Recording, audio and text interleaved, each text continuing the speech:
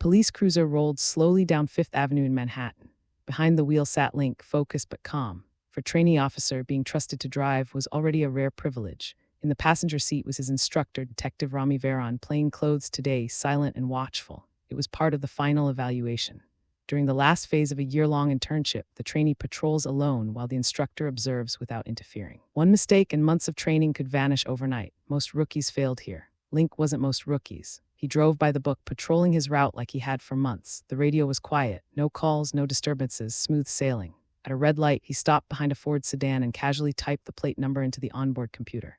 Random checks were routine. America had too many cars and too many people who shouldn't be behind the wheel. The screen blinked.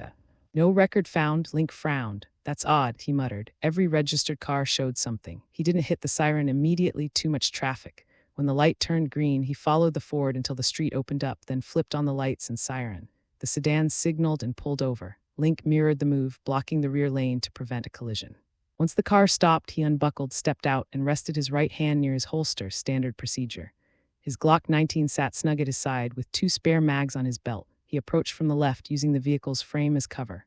Veron circled to the right, still silent. The window rolled down. The driver, a well-dressed black woman, already held out her license. She looked composed, not frightened, too composed. Link didn't take the license yet. "Ma'am, I stopped you because your vehicle didn't appear in the police database." Her expression didn't change. "Why were you running my plates in the first place?" The tone was sharp, measured. One wrong word and this could become a lawsuit. "Random check," Link replied evenly. "We sometimes run plates while stopped at lights. It's standard practice. Helps us catch expired registrations or fugitives."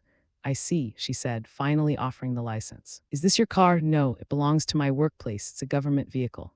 "Understood. I'll run your information." Link returned to the cruiser, scanned her ID, and called dispatch. Within a minute, the front desk confirmed her identity, a prosecutor from the local court. The car, however, wasn't in any system. That required another call. A few minutes later, dispatch reported back. The vehicle was indeed registered to the court, classified as confidential. That explained everything, and it was well above his pay grade. Link walked back to her car and returned the license.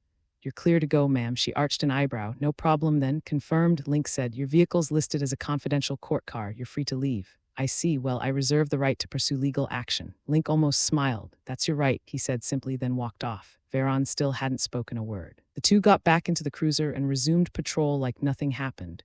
The shift ended at 8 that evening. Just as they were about to clock out, the captain called them in. "Tell me what happened today," he said, tone flat. Apparently the prosecutor had made her call. Link explained everything clearly. Veron backed him up, confirming every detail. After a pause, Link added, "There's traffic cam footage at the intersection. We can pull it if needed." The captain nodded. "Good, you're both clear. Go home." Link didn't ask about his score or performance. If he wasn't fired tomorrow, he'd passed. He was right. A few days later, he officially became a full-time officer. The news came with a transfer order to the West Midtown precinct, Hell's Kitchen. Most rookies would have panicked. Link just packed his things and smiled. Danger, chaos, gang wars, fine by him. After all, he wasn't just a cop. Link wasn't afraid of Hell's Kitchen. Why would he be? In a city crawling with crime and chaos, he was the only man who could crush steel with his bare hands. A time traveler with a golden finger, a gift that had turned his body into something beyond human. A year ago, the original Link had been an ordinary police academy graduate celebrating with friends. Too much alcohol, a bad fall on the way home, and his life ended on a quiet Manhattan street. That's when he, the other Link, arrived. A traveler from another world slipped into the empty body, devoured the old soul, and woke up in a new life. Following the memories of the original, he found his way back to a modest 3-story townhouse from the 1950s. His parents were gone, killed in a car crash. The house and insurance payout were all they left behind. At least it was enough to live comfortably. For a while, Link thought this was just another world, until he turned on the news. Tony Stark, genius billionaire playboy philanthropist, has just unveiled a new weapons line under Stark Industries. That name hit like a thunderbolt. Tony Stark, Stark Industries, Iron Man, Marvel Universe. Link barely slept that night, tossing and turning until dawn. When sunlight spilled across his bed, warmth spread through his body, too much warmth. His skin tingled, his muscles tightened, his vision sharpened. By the 3rd day, he could hear heartbeats through walls. By the 5th, he could see through them. X-ray vision, super hearing, strength beyond comprehension. He didn't need a system or interface to tell him what he'd become. He was a Superman that changed everything. Link finished his police internship under the sun, literally basking in it whenever he could, standing by car windows, parking under skylights, even lying shirtless in his bedroom between shifts. The more sunlight, the stronger he felt. So now, working in Hell's Kitchen, he wasn't the one in danger, they were. But Link had no plans to play hero, no flashy costume, no saving strangers for free. His goal was simple: live quietly, grow stronger, and if possible, get his hands on an infinity stone. Then if the day came, he'd make sure no one could ever control him. When he reported to the West Midtown precinct, the captain greeted him with a shrug and a file.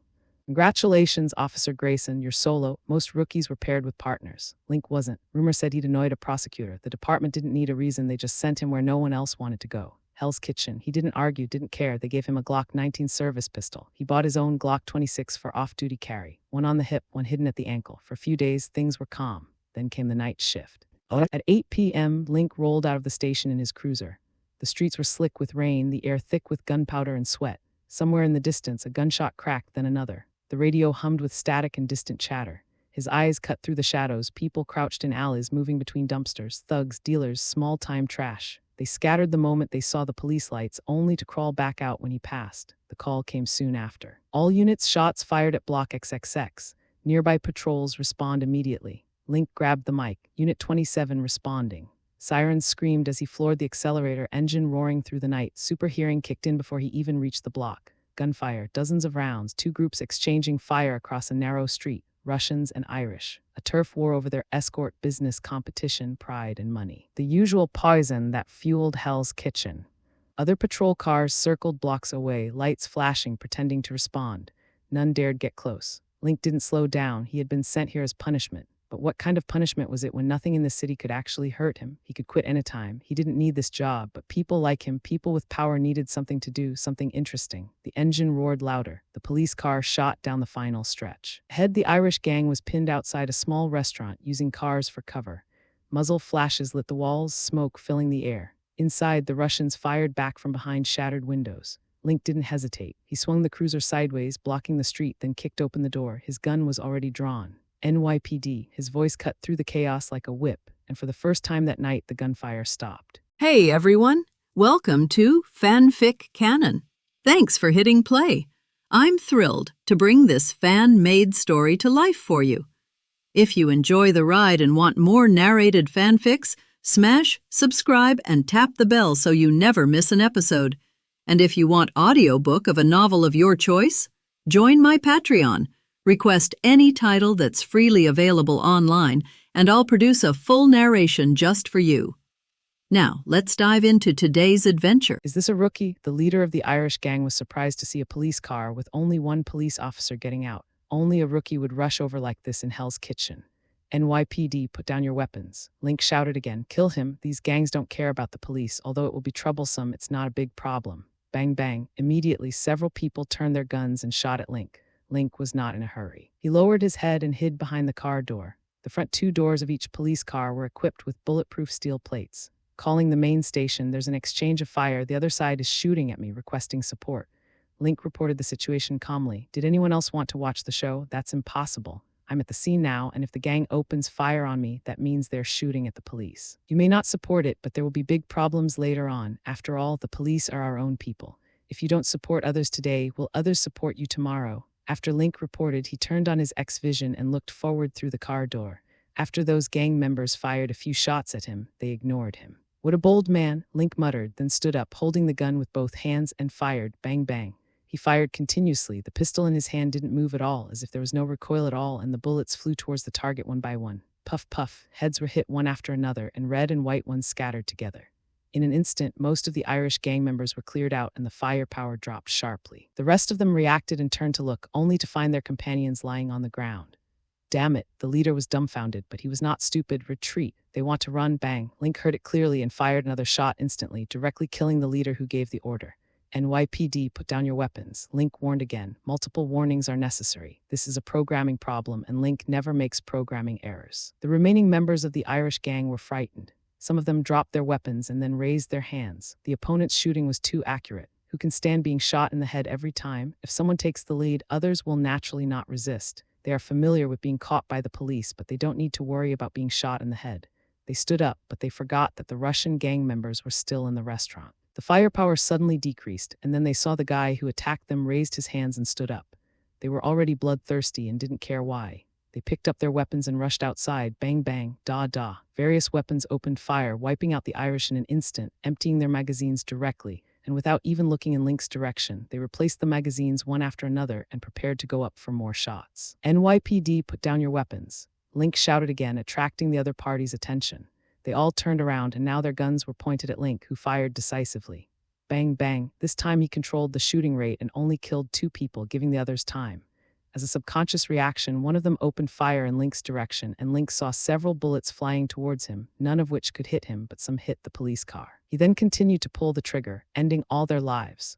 For a moment, the surroundings were unusually quiet except for the sound of sirens. Link knew that there were almost no living people at this time, only a few seriously injured people lying on the ground groaning. He reported the situation to the main station again, announcing that the situation had been under control and that a large number of ambulances were needed. Then he walked over with a gun in hand. The surrounding patrol teams arrived at the scene one after another. They secretly cursed Link in their hearts, saying that this rookie who had just been promoted to a regular employee really didn't know how to behave. But that's true, this guy just arrived and he's in a group all his own. No one taught him the rules of Hell's Kitchen. It's not easy to be a policeman here, especially when the salary is so low. Why risk your life? When they got here, they found that the gunfight seemed to be over and the rookie was searching the scene. So everyone got out of the car. "Hey, rookie." Link turned around, then gave the other party a smile and said, "You guys came just in time. I was just worrying about how to deal with the scene." Link put his gun back into the holster and then untied his duty belt. "I shot and killed a lot of people." Who was in charge of the scene? The police officers were all stunned. They rushed forward to check the situation. There were bodies all over the ground with only a few seriously injured ones left, and they were breathing less and more. Link was sent back to the police station. At this time, the people in the police station looked at him with shocked expressions. There were more than 40 people from the 2 gangs at the scene, and only 3 were alive. The reason why it is temporary is that it depends on the effectiveness of the rescue. It is still uncertain whether the patient can be rescued.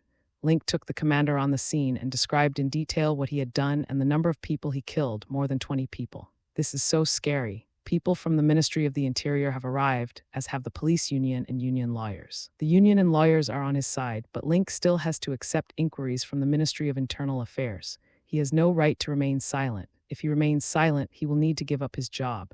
Officer K. Lin, can you describe the situation at the scene in detail?" asked the person from the Ministry of Internal Affairs. Link started to describe the specific situation in detail, from the time he received the news from the headquarters to the time he received the call, and he talked all the way to the end. "I had already controlled the gunmen outside the restaurant, but the people in the restaurant suddenly rushed out and shot at them." Link finally said, "I could only warn them again, but there were 8 of them and each of them pointed a weapon at me. I can only shoot them to death." The man from the Ministry of Internal Affairs asked again, "Why do you always shoot people in the head? According to regulations, police officers should protect themselves first. And they have the right to shoot suspects when facing threats." Link said, "There were more than 40 people at the scene, and there were even more weapons.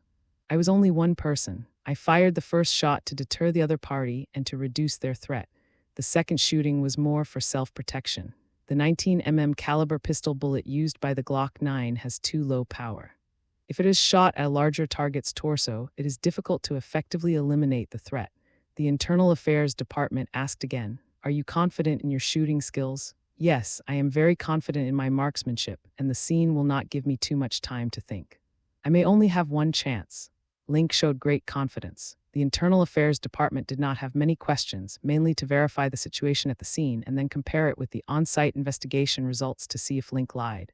Killing gang members is not a big deal as long as the procedure is legal, and not all the people at the scene were killed by Link. According to Link, he has already controlled the situation outside, but he is alone. So this is not easy. If it were any other time, this matter could be publicized, but not now. Too many people have died, so it's better to keep a low profile. The union and the lawyer asked Link if he needed more help, but Link directly refused, saying there was no problem with his procedures. And this time he mainly wanted to establish his authority, whether it was in the West Midtown Police Station or in Hell's Kitchen, to let them know how powerful he was, which would reduce a lot of trouble in the future, and it would be much easier to investigate cases in the future. After being questioned, Link went to the locker room, took off his police uniform, and hung it in the locker. He was wearing a white cotton t-shirt that stuck tightly to his body, outlining his muscles. He was wearing dark blue jeans and a pair of brown Martin boots. He is 185 meters tall and has a slender figure, but his muscles are not the type that are explosive. He put on an X-shaped underarm holster, placed his service gun Glock 26 in the holster under his right armpit, and had 2 spare magazines on the left. Finally, he put on a brown leather jacket, pinned the police badge on his belt, and took out a helmet from the closet. He doesn't drive, but rides a motorcycle to get off work. Just one policeman. A meeting was being held in the Irish gang's base camp, but their tempers were not very good. Today was supposed to be a successful attack. They were well prepared and caught their opponents off guard. Before taking action, they sent some people to snatch the girl under the control of the other party. The result was a failure, with more than 30 people killed and their own strength dropped significantly.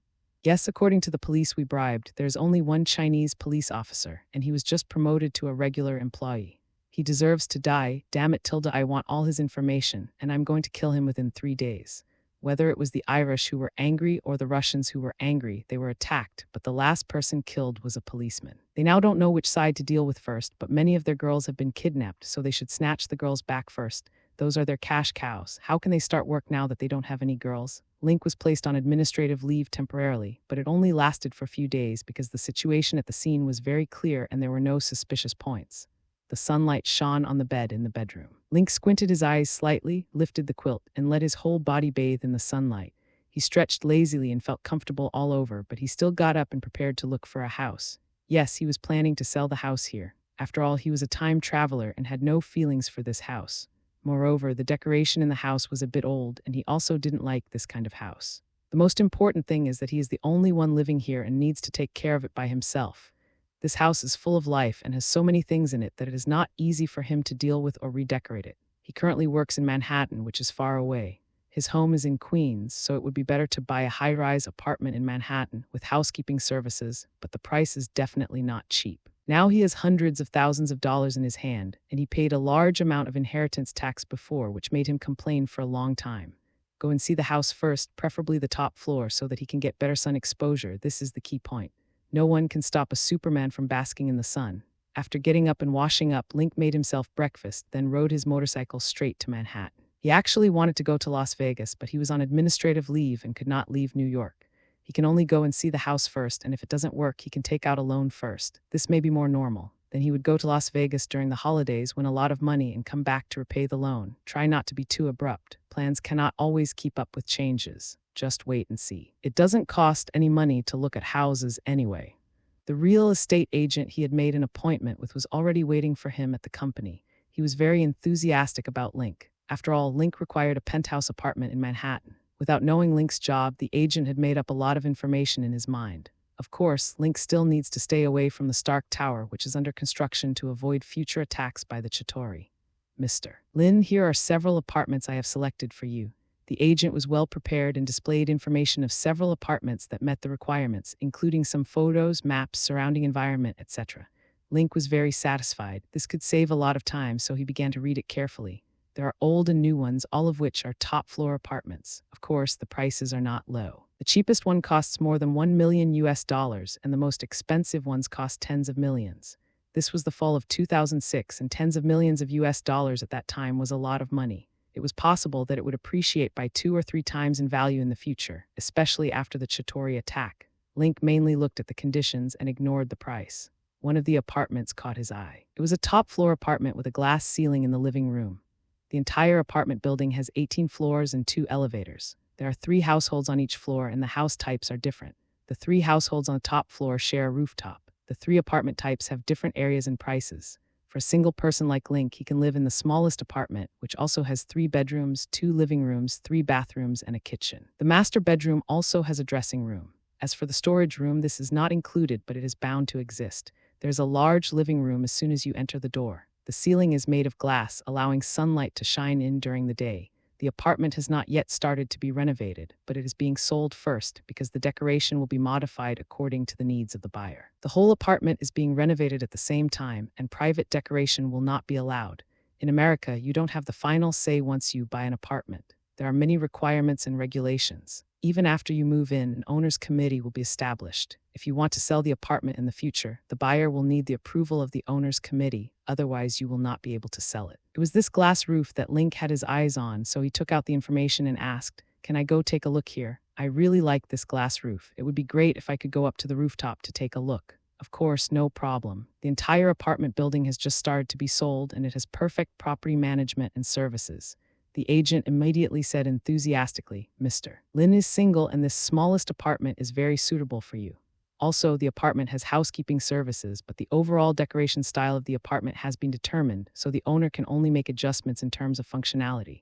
For example, the 3 houses can be used as bedrooms or as studies. Can you accept this? No problem. Link nodded and said, I don't have any artistic talent, so I prefer to trust the designer. As long as the quality is good, that's fine. Of course, you can rest assured about this. The agent immediately stood up and asked, shall we leave now? Did you drive? Mine is a motorcycle. Let's meet at the apartment.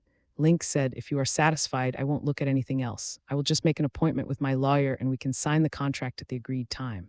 But I want to know the payment method. After all, the house I live in now needs to be sold. Can I pay the deposit first? Of course, we have multiple payment methods and can also arrange loans for you. The broker didn't care about the payment method at all. As long as Link signed the contract, he could get the commission. Link arrived first on a motorcycle while the agent drove himself, so Link arrived first. This apartment is located southeast of Central Park and has an extremely advantageous geographical location.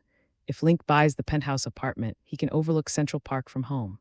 The land around Central Apartments has always been in short supply, and buying one would be a fortune.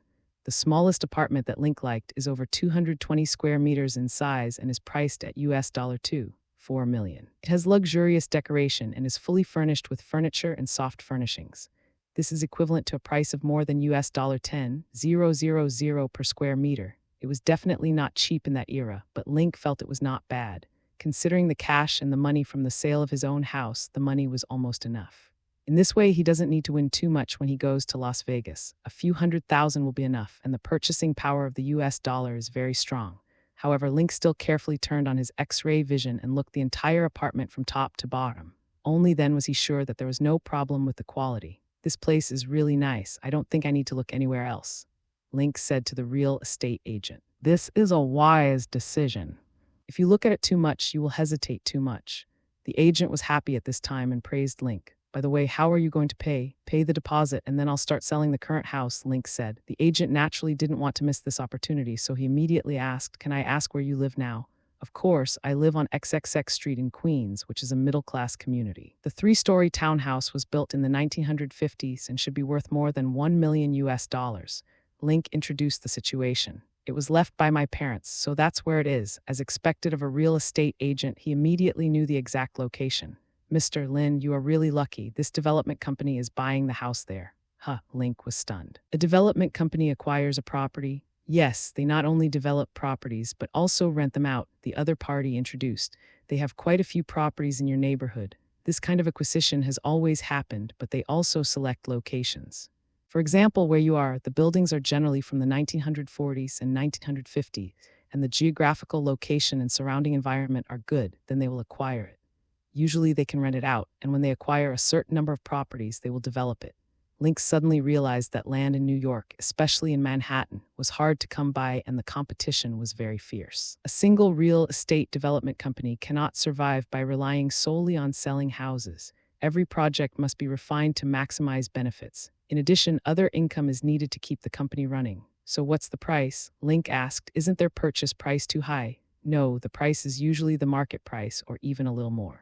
After all, they make money by renting it out and for the sake of future benefits. The real estate agent said, and now it's very convenient for you. You can stay here until the construction is completed. Okay, then let's talk to them, but you won't earn any commission. Link asked, how can such a real estate agent not earn a commission? Lin Zhensheng, our real estate agency, also belongs to this development company. The agent cleared up Link's doubts. It seems that he still doesn't understand much about business matters, but it doesn't matter. Since it is convenient for him, he doesn't need to hesitate. Sure, as long as the price is right. Link agreed immediately. The next thing is simple. The other party offered $8 million for Link's current house.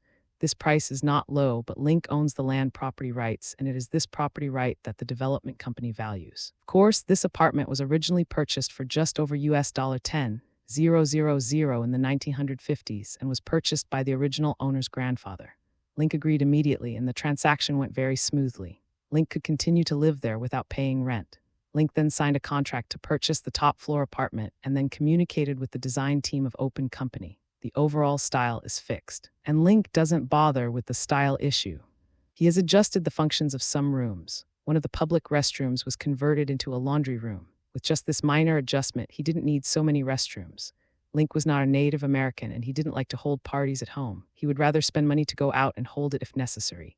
Link himself is a homebody, and his reason is not bad, basking in the sun. The only problem now is that Link has no money. Of course, it may be enough to live on, but after moving into the apartment, he cannot afford the annual property management fee alone. But there is no rush now. He used the remaining rest time to start sorting out things at home.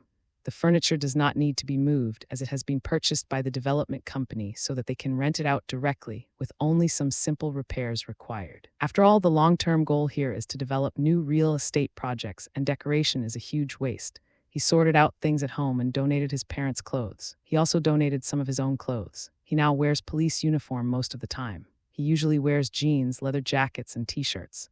Because of his strong body, the New York winter has no effect on him, and it also fits the dressing habits of people here. Link is reducing the burden of moving, so he won't move electrical appliances or even kitchen utensils. What he sorted out the most were photos. He would not throw these away.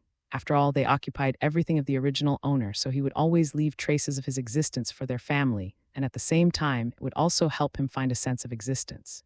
He carefully sorted out these photos and bought a lot of photo albums to put them in. When he moves to his new home, he can use some photo frames to decorate his home. When he has children in the future, he will also want to give them a place to go. This is something that is deeply rooted in the Chinese people, especially since Link came here halfway. There isn't much left. Most of the original owner's childhood things have to be thrown away or donated. In the end, he kept the tableware and tea sets. These were carefully matched by the original owner's mother, so he was reluctant to throw them away. They were very exquisite. Link, you need to come to the bureau. The captain called Link. Link was very surprised. He was not told to go back to work, but to go to the police station. Was there any change in this matter? Riding on his motorcycle, he came to the West Central City branch and found that the government affairs, unions, and lawyers were all there. Link asked curiously, is it that the on-site investigation results are inconsistent with what I said? No, the captain asked him to sit down. Your case has been thoroughly investigated. There is no problem. You should have resumed work today. But the captain looked at him and then said, the Irish gang sent a message to deal with you. This is a provocation to us.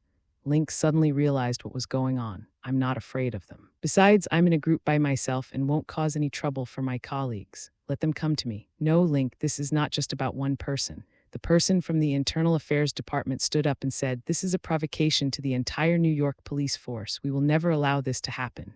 Yes, the union member also spoke up. Morale is already low. If something happens to you again, the morale of the entire New York police force will be gone. There is some sarcasm in his words, but no one here is responsible for the salary issue, so there is no point in his being sarcastic. The lawyer said, you have the right to apply for protection. The captain added, the general administration's opinion is to give you a paid vacation. You should know that many people in our branch haven't had a vacation in several years. After you take this vacation, it will be difficult for you to have another chance in the future. Well, the staff shortage is so severe. Link laughed and said, well, I'm willing to take a vacation. I just happen to want to go to Las Vegas, which I've never been to. Besides, I don't need protection. But if they want to retaliate against me, why haven't they done anything yet? The captain explained. The Russian gang went to war with them because a group of their girls were robbed by the other side. On the night of the gunfight, they disguised themselves as players and called to lure the girls out. The fighting between the two sides is very intense now. Let me tell you a secret. We are preparing to take action against the Irish. A large number of police officers will be temporarily seconded here at that time to let them know who is in charge in New York. Link nodded to show that he understood. He left the police station and took a half-month paid vacation. He didn't lose anything anyway, but these guys still didn't know how powerful they were. He would deal with them later. When he got home, he laughed again as he looked at the things he had sorted out and said exaggeratedly, is my superpower luck. He simply searched for casino hotels in Las Vegas, found the most luxurious one, and booked a mid-range room which was suitable for his status and job. He immediately booked a flight for the afternoon and set off with a travel bag. We arrived in Las Vegas at night and took a taxi from the airport. Along the way, we saw the dazzling neon lights of the city. Now the day's life here has just begun. When he checked into the hotel, he actually didn't have much money left. He had been waiting for his salary to be paid, but now he couldn't even afford the room rent. However, it didn't matter at all because he had a few $100s in cash. Link doesn't use a credit card, although he has one which belonged to the original owner, but he tries not to use it now. There are too many credit card traps, loan traps, etc. In the bank, he likes to save money, so what if the interest rate is low? Sure, maybe he could buy some stocks and leave them alone, but he didn't have the money right now. I went to a restaurant and had a luxurious meal. There was everything to eat, drink, and have fun, so I just put it on the bill. Link then went straight to the casino and exchanged $300 in chips. Each chip was $10. Afterwards, he strolled around here. He wanted to see what he should play. After all, he couldn't attract too much attention. Of course, he must win more. It's not easy to come here once, but you also have to do some covering up and become a lucky person. After walking around, he came to the gambling table. This was very simple, and there were many people gathered there, so he could make some money first. After checking with his X-ray vision, he found that the casino did not have any traps, so he started playing with confidence. Bet big and bet down. This is very simple. Before each opening, the probability is 50-50. He puts 5 chips on it every time. He loses less and wins more. Soon he has accumulated several thousand US dollars. He asked the dealer to change the chips. Each chip was 100 US dollars. So the chips became only dozens. He just grabbed the card and walked away. He wanted to try another way to play. Blackjack would be a good choice. The original owner studied psychology in college. After graduation, he did not become a psychologist, but a policeman. Psychology is also useful for the police profession. It was assigned to the general administration, which is very telling, but Link doesn't care much about this. Moreover, if he had let the prosecutor go that day, his instructor would have reason to expel him. It is hard to say what the details of the incident would have been.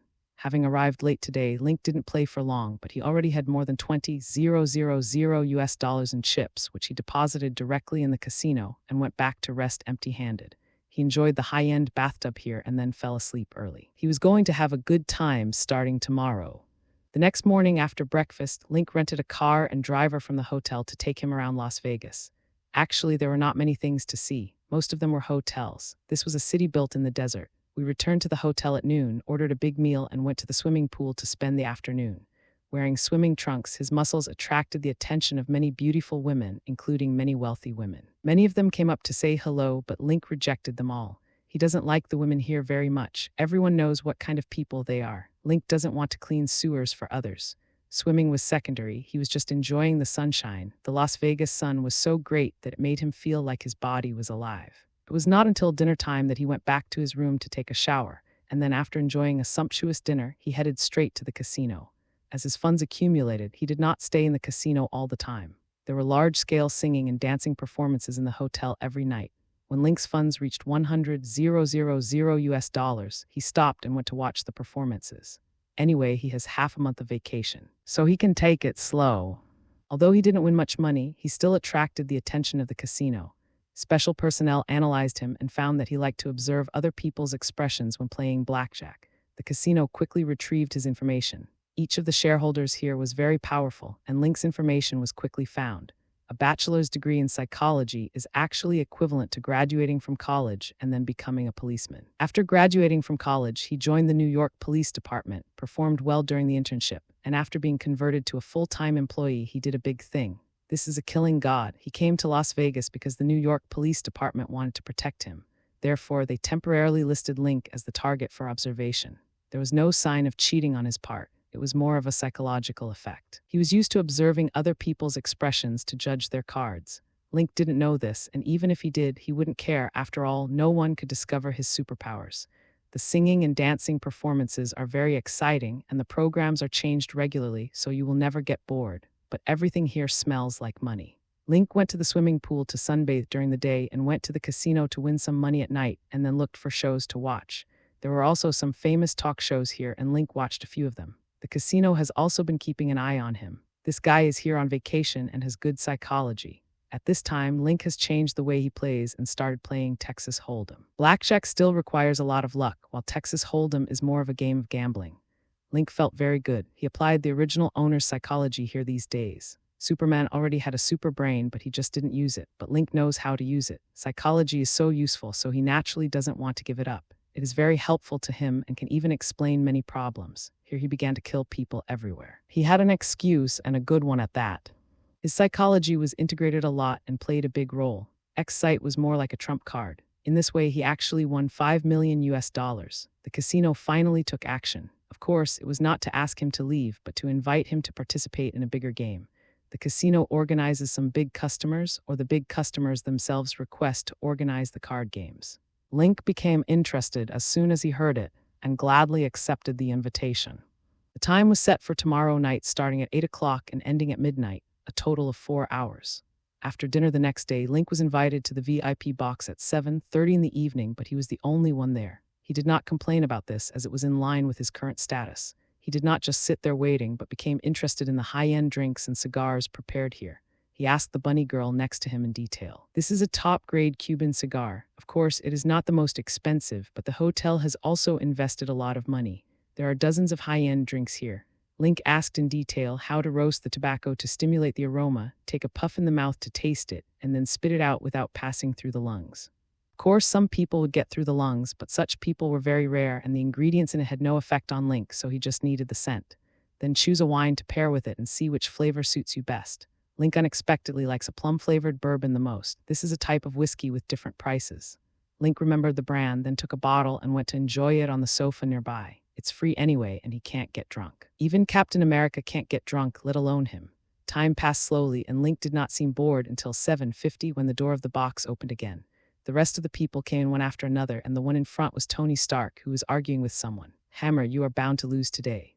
The person who was arguing with him was Justin Hammer, the chairman of Hammer Group. Following behind them were two white people, a man and a woman. The man was extremely tall and strong, over 9 meters tall, holding a cane in his hand and had a bald head.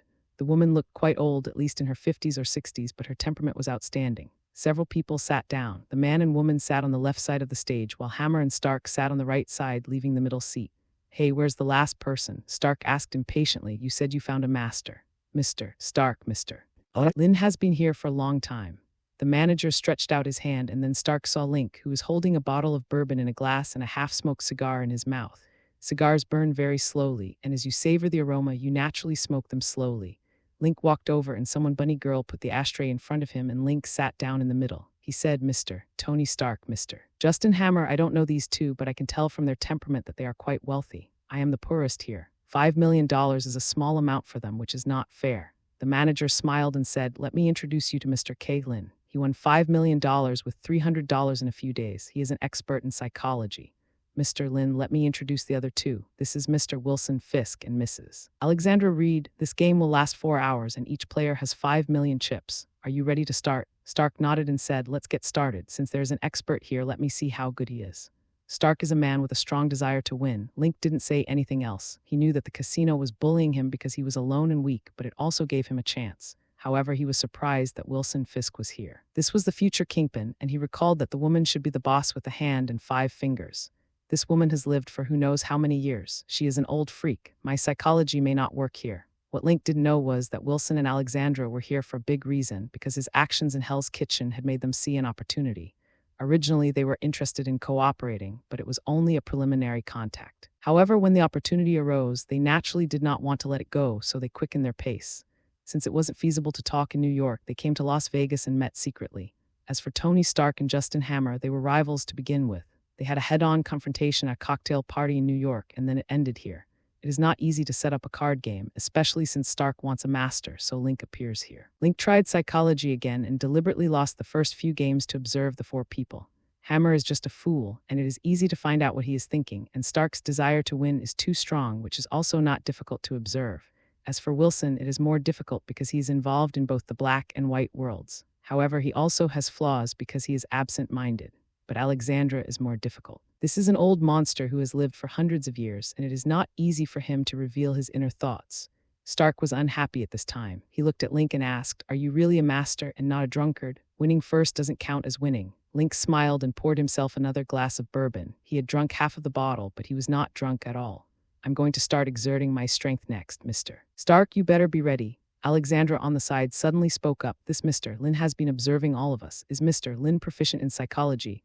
Link did not hide it and said, "Yes, I studied psychology in college, and now I am a police officer working at the West Midtown branch. I came here on vacation this time. I didn't expect to meet you all at the poker table. I have some impression of Mr. Wilson, but I have no impression of Mrs. Alexandra at all. I'm usually in London," Alexandra said. "It seems I have to be careful now. Mr. Lin has completed his observations." Stark became interested and immediately urged the cards to be dealt. Sure enough, Link started to win. The more than 1 million that he had lost before was quickly won back, and then he started to reap the benefits from the 4 of them. Only then did the 4 of them show their seriousness. Money was a small matter, but losing was embarrassing. Alexandra, in particular, thought she had not revealed any flaws and wondered if the other party had really seen through her. Link discovered a flaw in Alexandra at this time. The opponent was very vigilant. Link couldn't see through her before, but he was cheating, so he naturally killed everyone. And now the opponent has revealed a flaw. The calmer this old guy was before, the more uncalm he is now after losing. Winning or losing is secondary. The key point is that she thinks Link sees through her, which is not a good thing for her. Wilson became interested. This young policeman actually had such advanced attainments in psychology. He was a talent. Before midnight, the four of them had already lost everything. Stark asked curiously, "Lynn, do you really see through us?" Link said, "Mr. Hammer is the easiest to see through." Justin Hammer's face darkened while Stark burst into laughter, and Link continued, "Mr. Stark's desire to win is too strong. You don't care about money, but you care about winning or losing." Stark nodded slightly, acknowledging this. Link turned to look at Wilson Fisk. "Mr. Wilson is absent-minded. He is thinking about something else." Wilson said, "Indeed, Mr. Lynn saw this very accurately. The only one I didn't see through was Ms. Alexandra. She is the most calm one, calmer than you three gentlemen."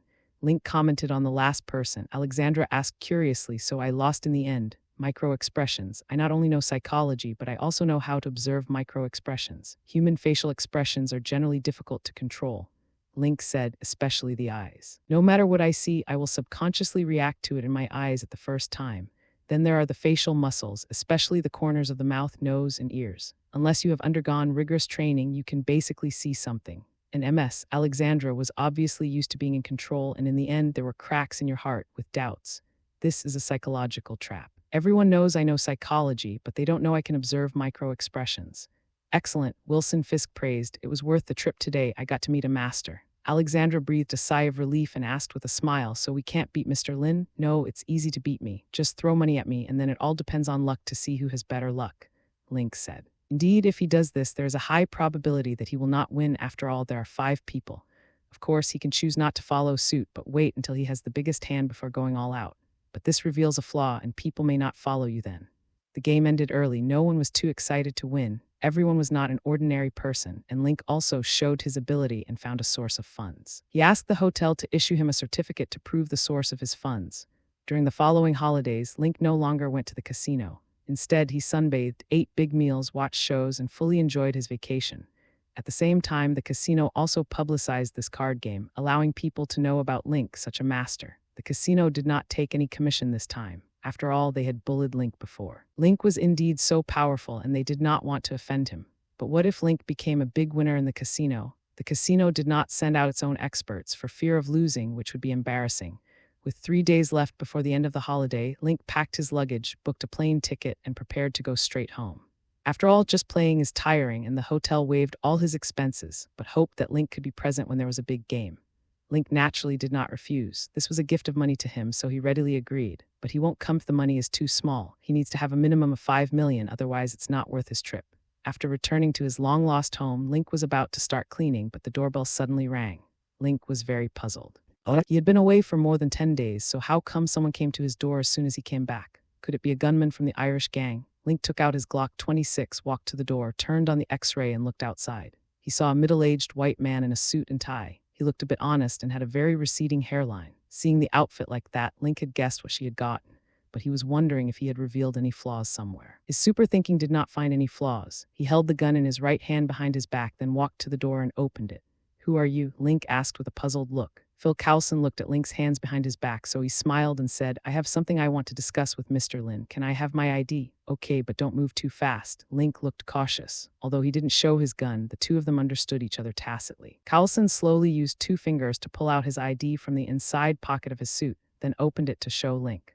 With a puzzled look, Link asked, "What kind of organization is this?" "The full name is Strategic Homeland Defense Attack and Logistics Agency, and the abbreviation is SHIELD. Everyone in SHIELD knows this abbreviation, but they usually use the full name to the outside world." "Can we talk now?" Coulson said. "If you don't believe me, I can show you credentials from the FBI, CIA, or other agencies." Link raised his eyebrows with a hint of doubt and said, "Okay, come in." He made room for the door, but kept using it to block his body, looking alert. After Coulson came in, he looked around the environment and said, "Mr. Lin, your new apartment is indeed much better than this one." Link didn't say anything. After closing the door, he pointed his gun at Coulson. "The living room is on the left. We can talk there, but there's nothing to entertain you right now." "It doesn't matter." Coulson went straight into the living room on the left and sat down on the sofa. Link also came in, but he avoided the window and sat down diagonally opposite Coulson. Coulson looked satisfied and said, "Mr. Lin, we noticed you and want to recruit you."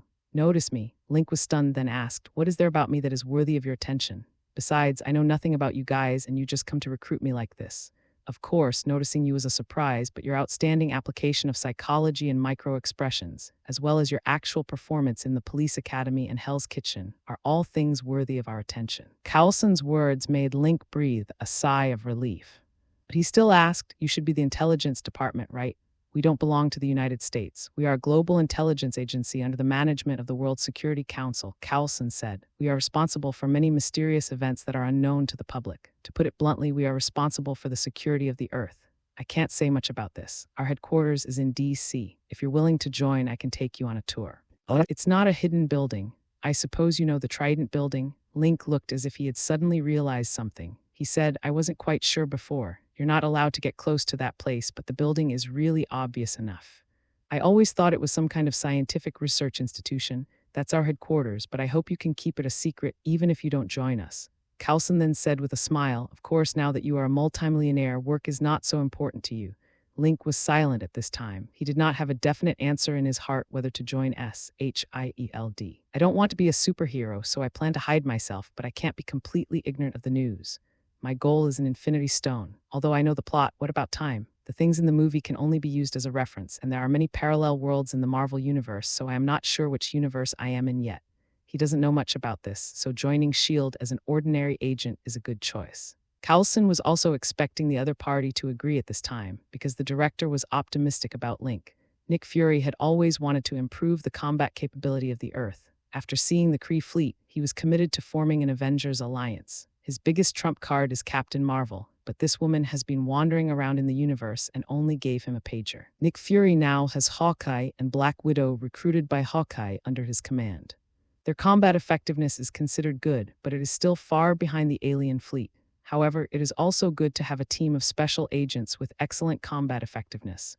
There was originally a knight named Melinda May, but since the last mission, May's condition has not been very good, and she applied to be transferred to clerical work.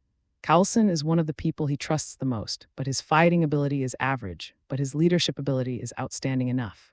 The reason they noticed Link was because they had been paying attention to Tony Stark, whose father Howard Stark was one of the founders of SHIELD. He is a genius himself and the person on Earth who has the greatest hope of developing powerful weapons to fight aliens. As a result, Link was discovered in this gambling game. His fighting ability is not clear at the moment, but his shooting skills are really accurate. It's not target shooting, but every shot in actual combat is a headshot, which is the most rare thing.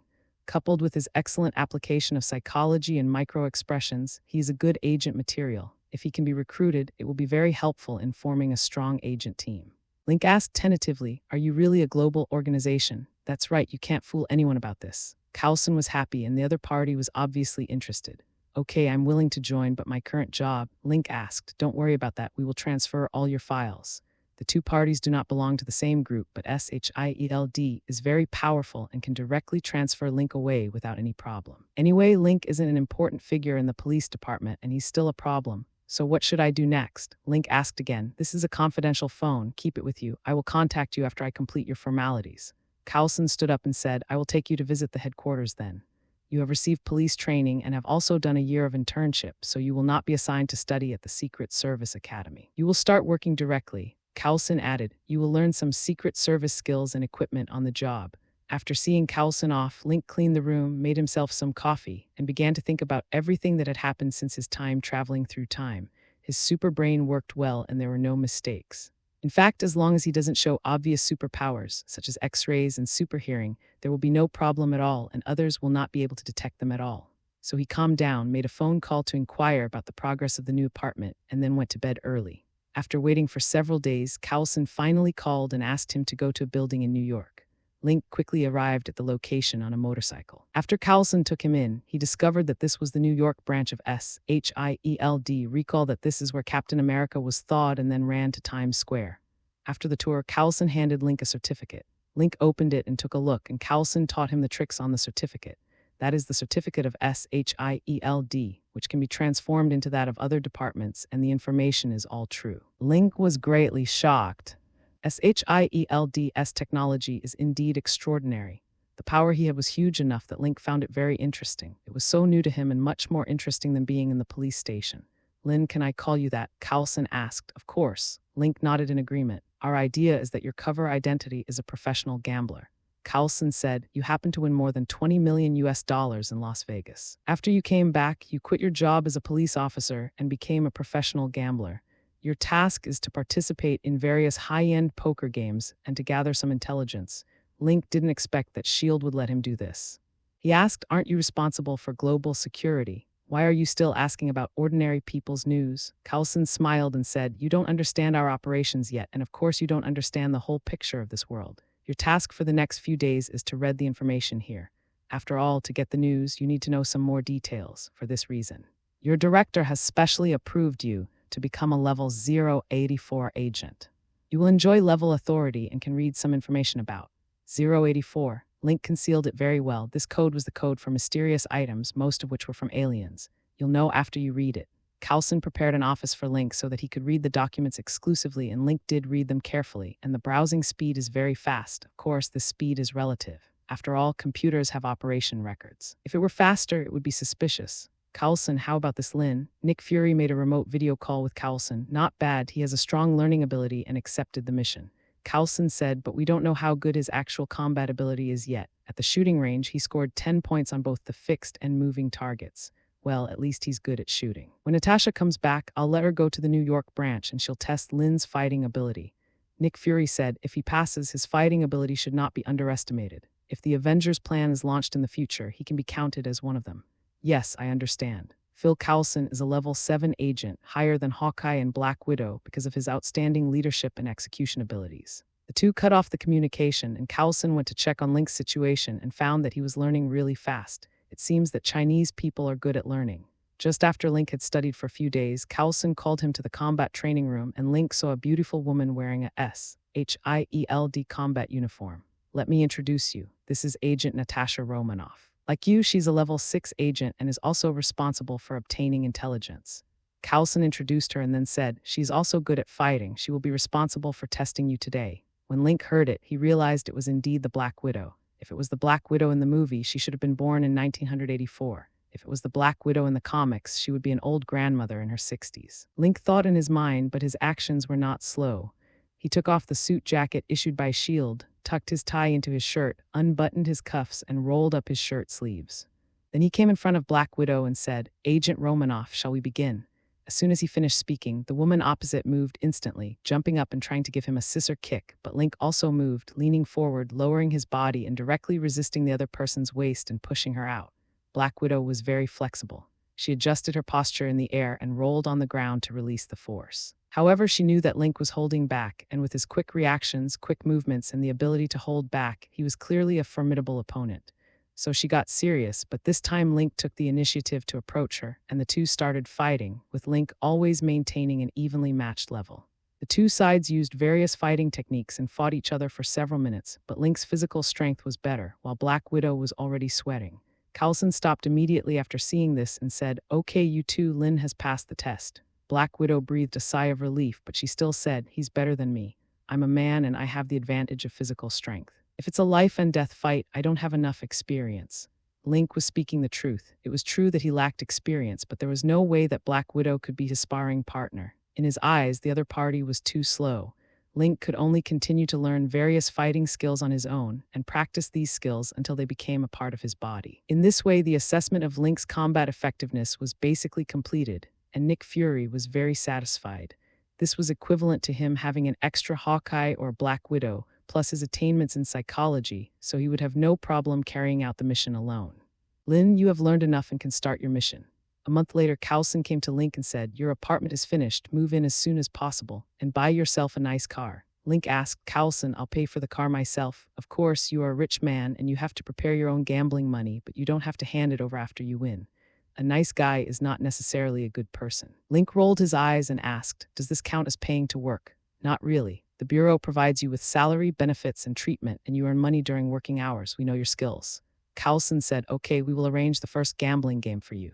Link moved. The original house was handed over to the development company, and he moved into a new apartment. The two neighbors next door haven't moved in yet, and it seems they are not in a hurry. Link moved the luggage in and placed them all in the proper places. Only then did he realize that he really didn't have enough things, especially the wardrobe, which consisted of jeans, jackets, t-shirts, and the only two suits were SHIELD work uniforms. When he was about to go shopping, Coulson came to his door. After coming in, he actually took Link to the cloakroom of the master bedroom. It was unknown when a small secret arsenal was built here. Lynn, you can put some things here. There are 3 security measures here: password, fingerprint, and iris. Coulson said, "It's really amazing. When was it done?" Link was very curious. "At night, there's no construction here, so we finished it in one night." Coulson said with a smile, "There is time to go to the branch to get some weapons. Safety is still the most important thing. We secretly replaced the door here. It is bulletproof and explosion-proof." "Okay, I understand." Link prepared to use X-ray vision to observe his new home again. After sending Coulson away, he set up 3 layers of insurance and put some cash here so he didn't have to buy a safe himself. The cloakroom was clearly divided into areas, and Link took a look and prepared to do some big shopping, such as handmade high-end suits, leather shoes, brand-name shirts, ties, cufflinks with various diamonds, gemstones, and jewels, as well as expensive watches, etc. After all, if you want to be a professional gambler, your outfit must not be embarrassing and must be consistent with your identity as a participant in the game. At the same time, the wine cabinet at home should have a variety of famous wines. Of course, the quantity does not need to be too much. If necessary, you can hold a card game at home, but it is basically impossible. Another thing is to buy some cigars. Suppliers of this can be found in the Shield database, which is very large. But now he needs a car. When Link was choosing a car, he didn't look at those supercars, but bought a black 5th-generation Mustang Shelby GT500. He considered that he could not just become rich overnight and pursue super sports cars once he had money, but instead he bought a muscle car based on his personal preferences. Link was particularly happy with the manual transmission design. He did not pursue fancy paint, but chose pure black with a silver Cobra logo on it. Link trained his driving skills for a few days at Shield and received praise from his coach, who said he had the absolute ability to operate this car. With the car, Link started to make big purchases, going to various international brand stores to buy what he needed and having custom-made handmade suits. His body was in perfect shape and the tailor was full of praise for it. After a big shopping spree, his closet was half full, which he felt was good enough since he wouldn't be able to wear any more. When the news of the first game of cards came out, Link dressed himself up and drove there happily. Soon, Link became a little famous in New York's upper circles, and his card-playing skills were praised by many people. However, the circle that Link can fit into is not very large. Of course, this is still relative to the whole of New York. This is an international metropolis and one of the 3 major financial centers. There are too many wealthy people here. There is the Circle of Friends, where friends organize poker games, which Link still cannot enter. There is also the Circle of Peers, where these people are from the same industry, and they usually get together to talk more about things in the industry. There is also a Circle of Relationships, which is for the purpose of this interest chain, and even someone like Link cannot enter. He can enter the money circle and the technical circle. Some people organize card games for money, most of whom are gamblers, while the technical circle is about finding experts and pursuing victory or defeat. These 2 circles are most suitable for Link to get information. Gamblers should not even think about having any character, as they are addicted to gambling. Of course, these people also have other abilities to make money, otherwise they can't afford to play big. The technical circle is a group of elites who have great self-control, but they pursue victory here because of their hobbies. Link reported his recent gains to Coulson, who said, "Not bad, you already have the ability to collect basic intelligence, and you may be able to expand your scope in the future. Like the big poker games in Las Vegas, haven't they contacted you recently?" "No," Link shook his head. "Based on what I know, they don't need to look for me very often. Of course, if necessary, I can participate in some international competitions." "Not yet. People who participate in the competition generally don't have the information we need," Coulson said confidently. "He probably has done some research." Then he joked, "You've made a lot of money recently." "Haha, Tilda, do you want me to treat you?" Link asked with a smile. "No, but I need you to pay attention to the situation in Hell's Kitchen now." Coulson said, "Wilson Fisk, whom you met in Las Vegas last time, has formed a joint construction company with others to develop Hell's Kitchen. He was born there, and his father was once a member of a gang, but he disappeared later and was suspected to have died in a gang feud.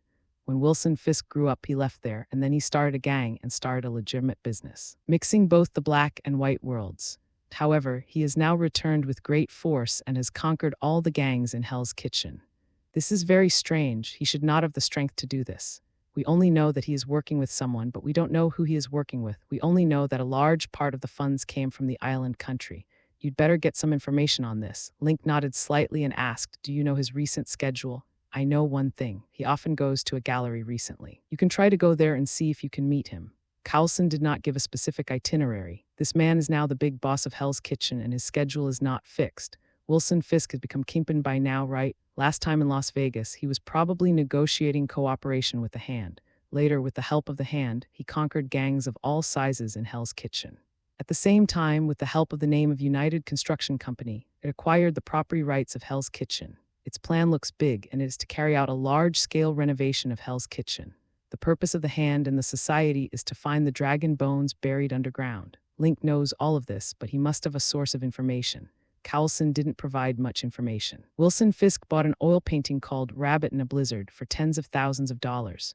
Cowlson felt that it was just like a blank piece of paper. The owner of this gallery is Vanessa Mariana, who sells oil paintings. She's quite famous and the gallery business is good. She is a beautiful woman with a strong temperament. When buying artworks, the value is often not the key, but the tax avoidance is. Of course, her artworks also have the potential to maintain and appreciate in value, which is also very important. Link briefly understood the situation and then began to walk around the house. His house lacks some embellishment. The apartment's decoration is mostly white, and the designer has left a lot of white space for the owner to decorate himself. Some oil paintings are indeed good choices, but Link needs to consider in advance what kind of oil paintings to choose. He went there to buy artworks for decorating his new apartment, and this had to be made clear. He didn't understand art, but he was going to buy some books. With his super thinking and super speed, he could definitely learn quickly. But not too much. After all, he's studying psychology, so he still needs to start from this aspect. Link's heart was moved during the day. Wilson Fisk would not go to the gallery during the day, so he needed to go at night. However, this time is not so easy to grasp. He first needs to determine the whereabouts of the target person. Link is now a professional gambler. He does not have card games every day. If he does, they are in the evening, usually starting at 8 o'clock in the evening. He's quite satisfied with his current job. I had a lot of free time, so I drove to the bookstore during the day and looked for some books related to oil paintings and other artworks, mainly common sense stuff. For example, painting methods, schools, etc. It is enough to master the basics in this regard. As an agent, you need to have a broad knowledge base. As the number of tasks increases, you can supplement a lot of knowledge by yourself. Although he doesn't have a study, the master bedroom is very large with bookcases and desks. He can enrich his bookcases and create an image of erudition. After buying the books, I found a bar. It was a mid-range bar, and most of the people who came were white-collar workers from the neighborhood, but there were not many people during the day. He chose a seat by the window, ordered a glass of bourbon, and then picked up a book to read. It was a nice way to kill time. This place is close to the gallery, and Link is ready to sit back and wait. His chances are few and far between, so he must not waste them. The book is not the point. He had already finished reading it when he parked the car just now. It only took him a few seconds. At an angle where no one was watching, he put the book between his legs and lowered his head as if he was looking for something.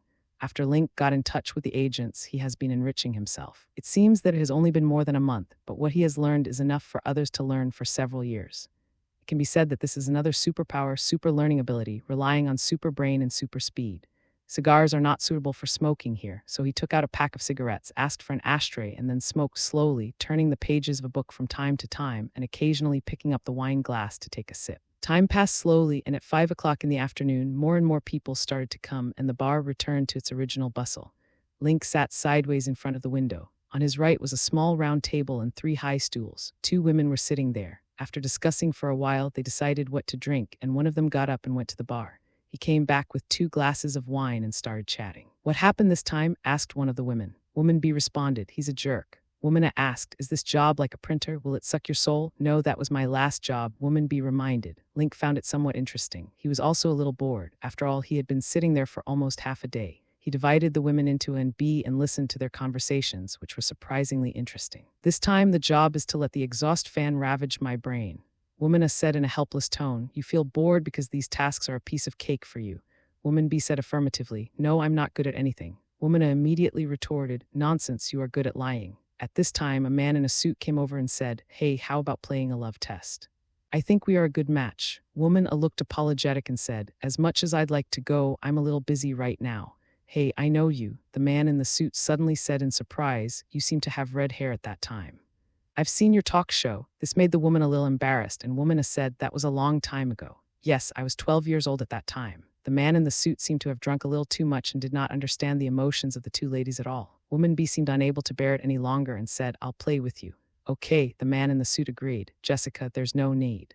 Woman A called Woman B's name. "It doesn't matter." Jessica turned to the man in the suit and said, "But I don't like any love games. Why don't we try our strength? There is a dynamometer in the bar. Of course, it is not very professional, but it can indeed be used to test the strength of people." If I win, you pay for us, apologize to my friends, and then go wherever is cooler. The man in the suit was very confident and asked, "What if I win?" Jessica smiled and said, "I'll take you to the back to meet your little carrot." Jessica and the man walked over. The man took out a coin, put it into the machine, and then hit it with all his strength. Link didn't pay attention. If a woman made such a suggestion, she must have something to rely on. As expected, the woman won and hit the maximum score on the machine. Link turned around in surprise. He heard it very clearly and happened to meet Jessica's eyes when she came back. Looking at Link, Jessica walked back to her original position, winked at her female companion, and then whispered, "Look at this one next to it. It looks pretty good." Woman had turned her head and took a look. At this time, Link had turned back to read the book. She looked at Link's profile and nodded slightly. She also felt good, so she whispered, "Go pick him up. You haven't been in love for a long time. You just lost your job, so why not try to find a man?" Jessica seemed to be a little moved. She glanced at Link again and nodded, "Wait." She picked up the money she had just won, then stood up and sat down opposite Link, who looked up at her.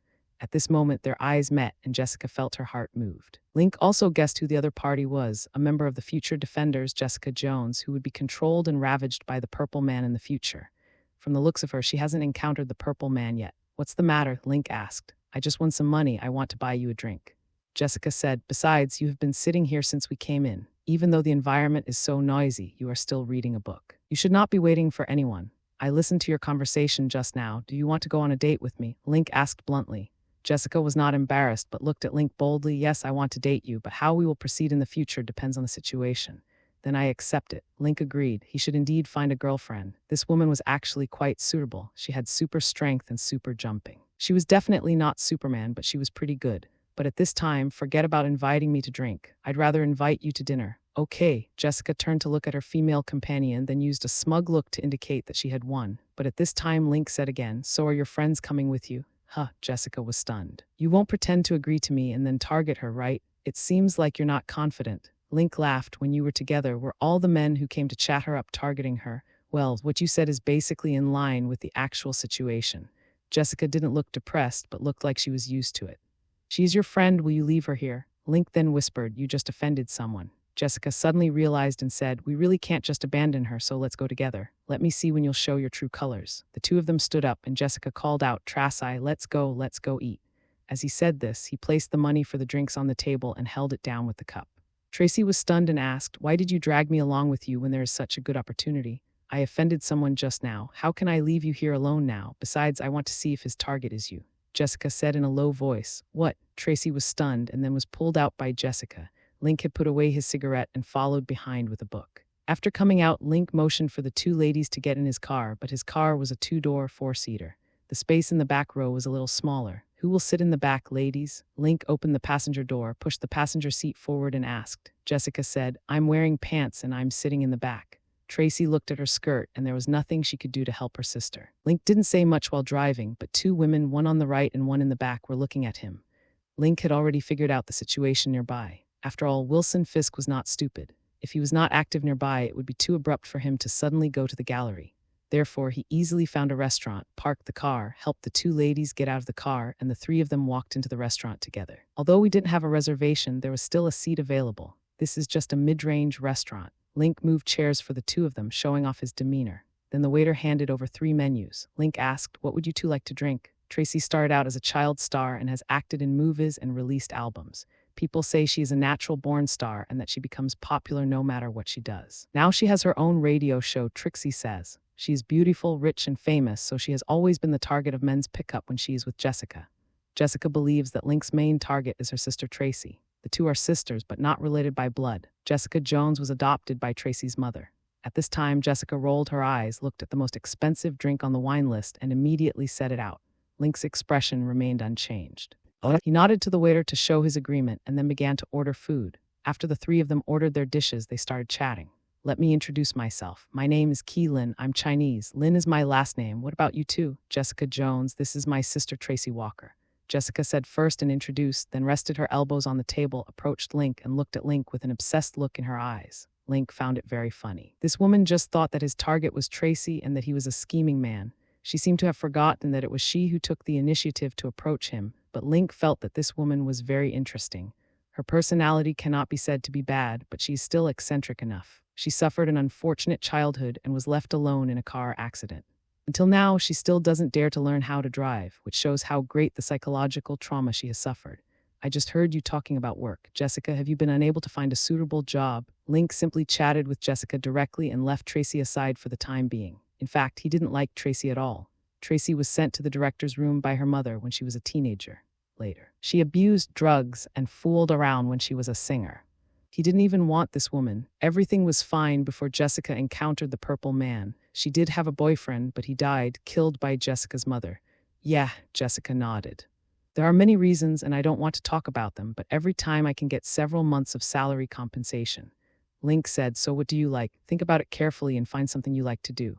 I like to get to the bottom of things. Jessica stared at Link and said, what do you do? Me, a professional gambler. Link said, I studied psychology in college and became a police officer after graduation. After a one-year internship, I offended the local prosecutor before I was hired as a regular police officer. As a result, I was assigned to the West Midtown Police Station after I was hired as a regular police officer. That is the famous Hell's Kitchen. As a result, just a few days after I started working, I encountered a gang fight and I shot and killed more than 20 people. Link was talking about his experience, and the two women who were listening were stunned. Killing more than 20 people, bragging, Link had no intention of stopping and continued to introduce himself. My administrative leave was over, but the captain gave me paid leave again because the Irish gang threatened to kill me, Link said. So I went to Las Vegas for vacation, and I won $5 million with $300 in a few days. I just realized that knowledge of psychology is very useful at the poker table. As a result, I also attracted the attention of the casino and was invited to participate in big poker games. Guess who I met? Jessica seemed to be listening to a mystery, but she still asked, oh, who did you meet? Tony Stark and Justin Hammer. Link looked proud. $5 million per person, count me as 5 people, and I won everything in the end. I discovered my talent, so I came back, quit my job, and became a professional gambler. Jessica curled her lips and said, so you are a multimillionaire? Yes, I have to say that you have a good eye. You fell in love with me at first sight. Link wanted to tease her. Although what he said was true, most people would never believe it. I have been quite famous in New York recently. I have never lost a single card game.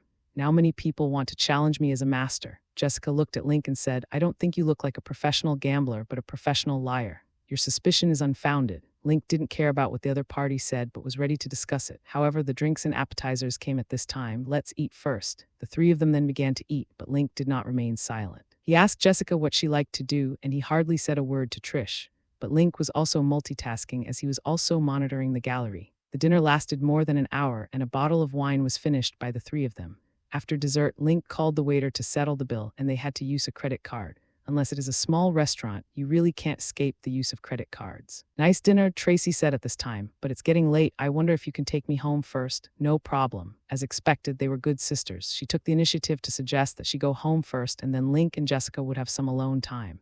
Link readily agreed. Jessica didn't comment. The three of them got up and went out, sitting in the same order as when they came in. Link quickly took Tracy to her apartment. Jessica also got out of the car.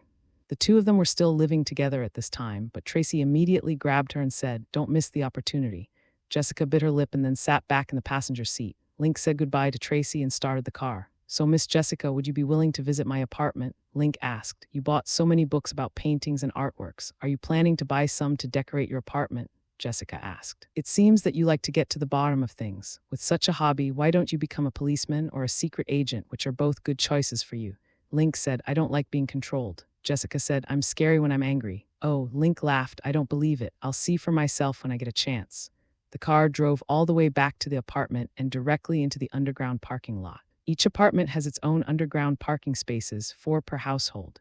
Taking the elevator all the way to the top floor, Link opened the door and turned on the light. Come in. Jessica walked in and took a quick look. She quickly noticed the ceiling. The ceiling of the living room was made of glass. Is it made of glass? She asked curiously. Yes, there is sunlight all day long, and if you are lucky at night, you can see the stars, Link said. So can you see it now? Jessica asked. Let's try it. Link turned off the lights. The moonlight poured down, and the living room was not dark. It was even a little hazy. In such an atmosphere, a man and a woman quickly became entangled with each other and lay on the sofa with the man on top and the woman on the bottom. Jessica gave Link a feeling of disharmony. She was restraining her movements. Jessica had not received any training and had no idea how to control her strength. He has never learned any fighting skills and relies entirely on his super strength to fight. Even in a low position, he is afraid of using too much force. Link was picked up directly and walked towards the bedroom. Jessica hugged Link's neck, not daring to use force and trying her best to restrain herself. More than an hour later, Jessica collapsed on the bed weakly, and Link got up and walked out and soon came back with some water. Drink some water. I'll go fill the bathroom. Link gave the water to Jessica, and then he went into the bathroom and filled the bathtub. When the water was almost full, he walked out, picked up Jessica, and went into the bathroom. They both got into the bathtub together. Jessica recovered a lot. She lay in Link's arms, feeling the temperature of the hot water. She let out a long breath with a sweet smile on her face. He slid his fingers along the lines of muscle on Link's chest and said, "I'm with Tracy and you're attracted to me." Tilda still don't believe it. Link raised his eyebrows. "Your hairstyle and clothes are not very good. We will help you with your hairstyle tomorrow after you wake up.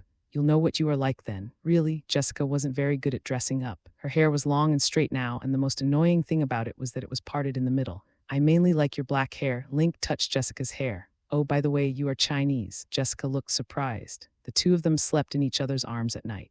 When they woke up the next morning, they got up and washed up. Jessica ran to the kitchen and opened the refrigerator to find it was full of fruit juice drinks.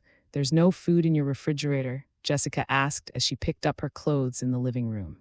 Link was also picking up clothes, and at the same time he said, "Yes, I don't like to cook at home. I always eat out. Get dressed and we'll go have breakfast, then I'll do your hair."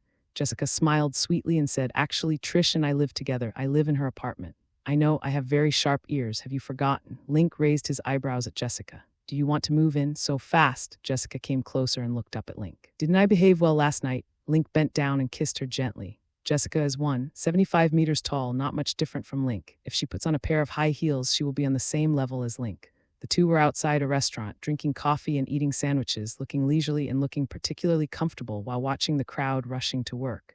Link brought a gun, and Jessica asked about it. Link said that he was a multimillionaire now, so he still had to carry necessary weapons to avoid being kidnapped.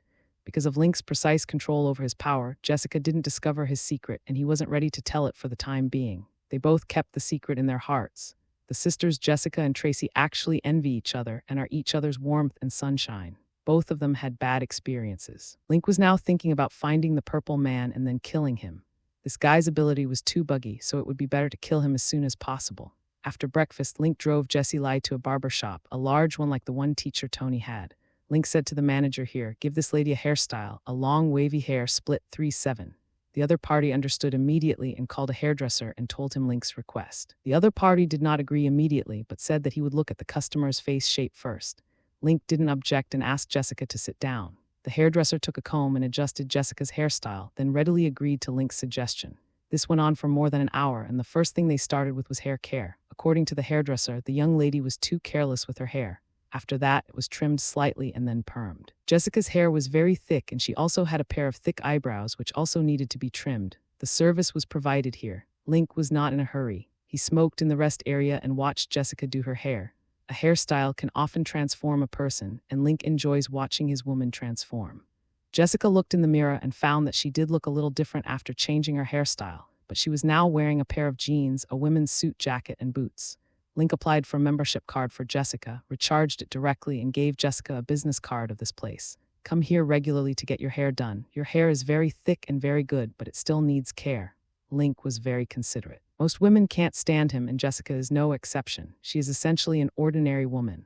Link drove to Chanel and was immediately greeted by someone who said, "Welcome." Link pointed at Jessica and said, "Let her try all the clothes of the season as well as shoes and perfume." "No problem." The shopping guide immediately led Jessica to get measured.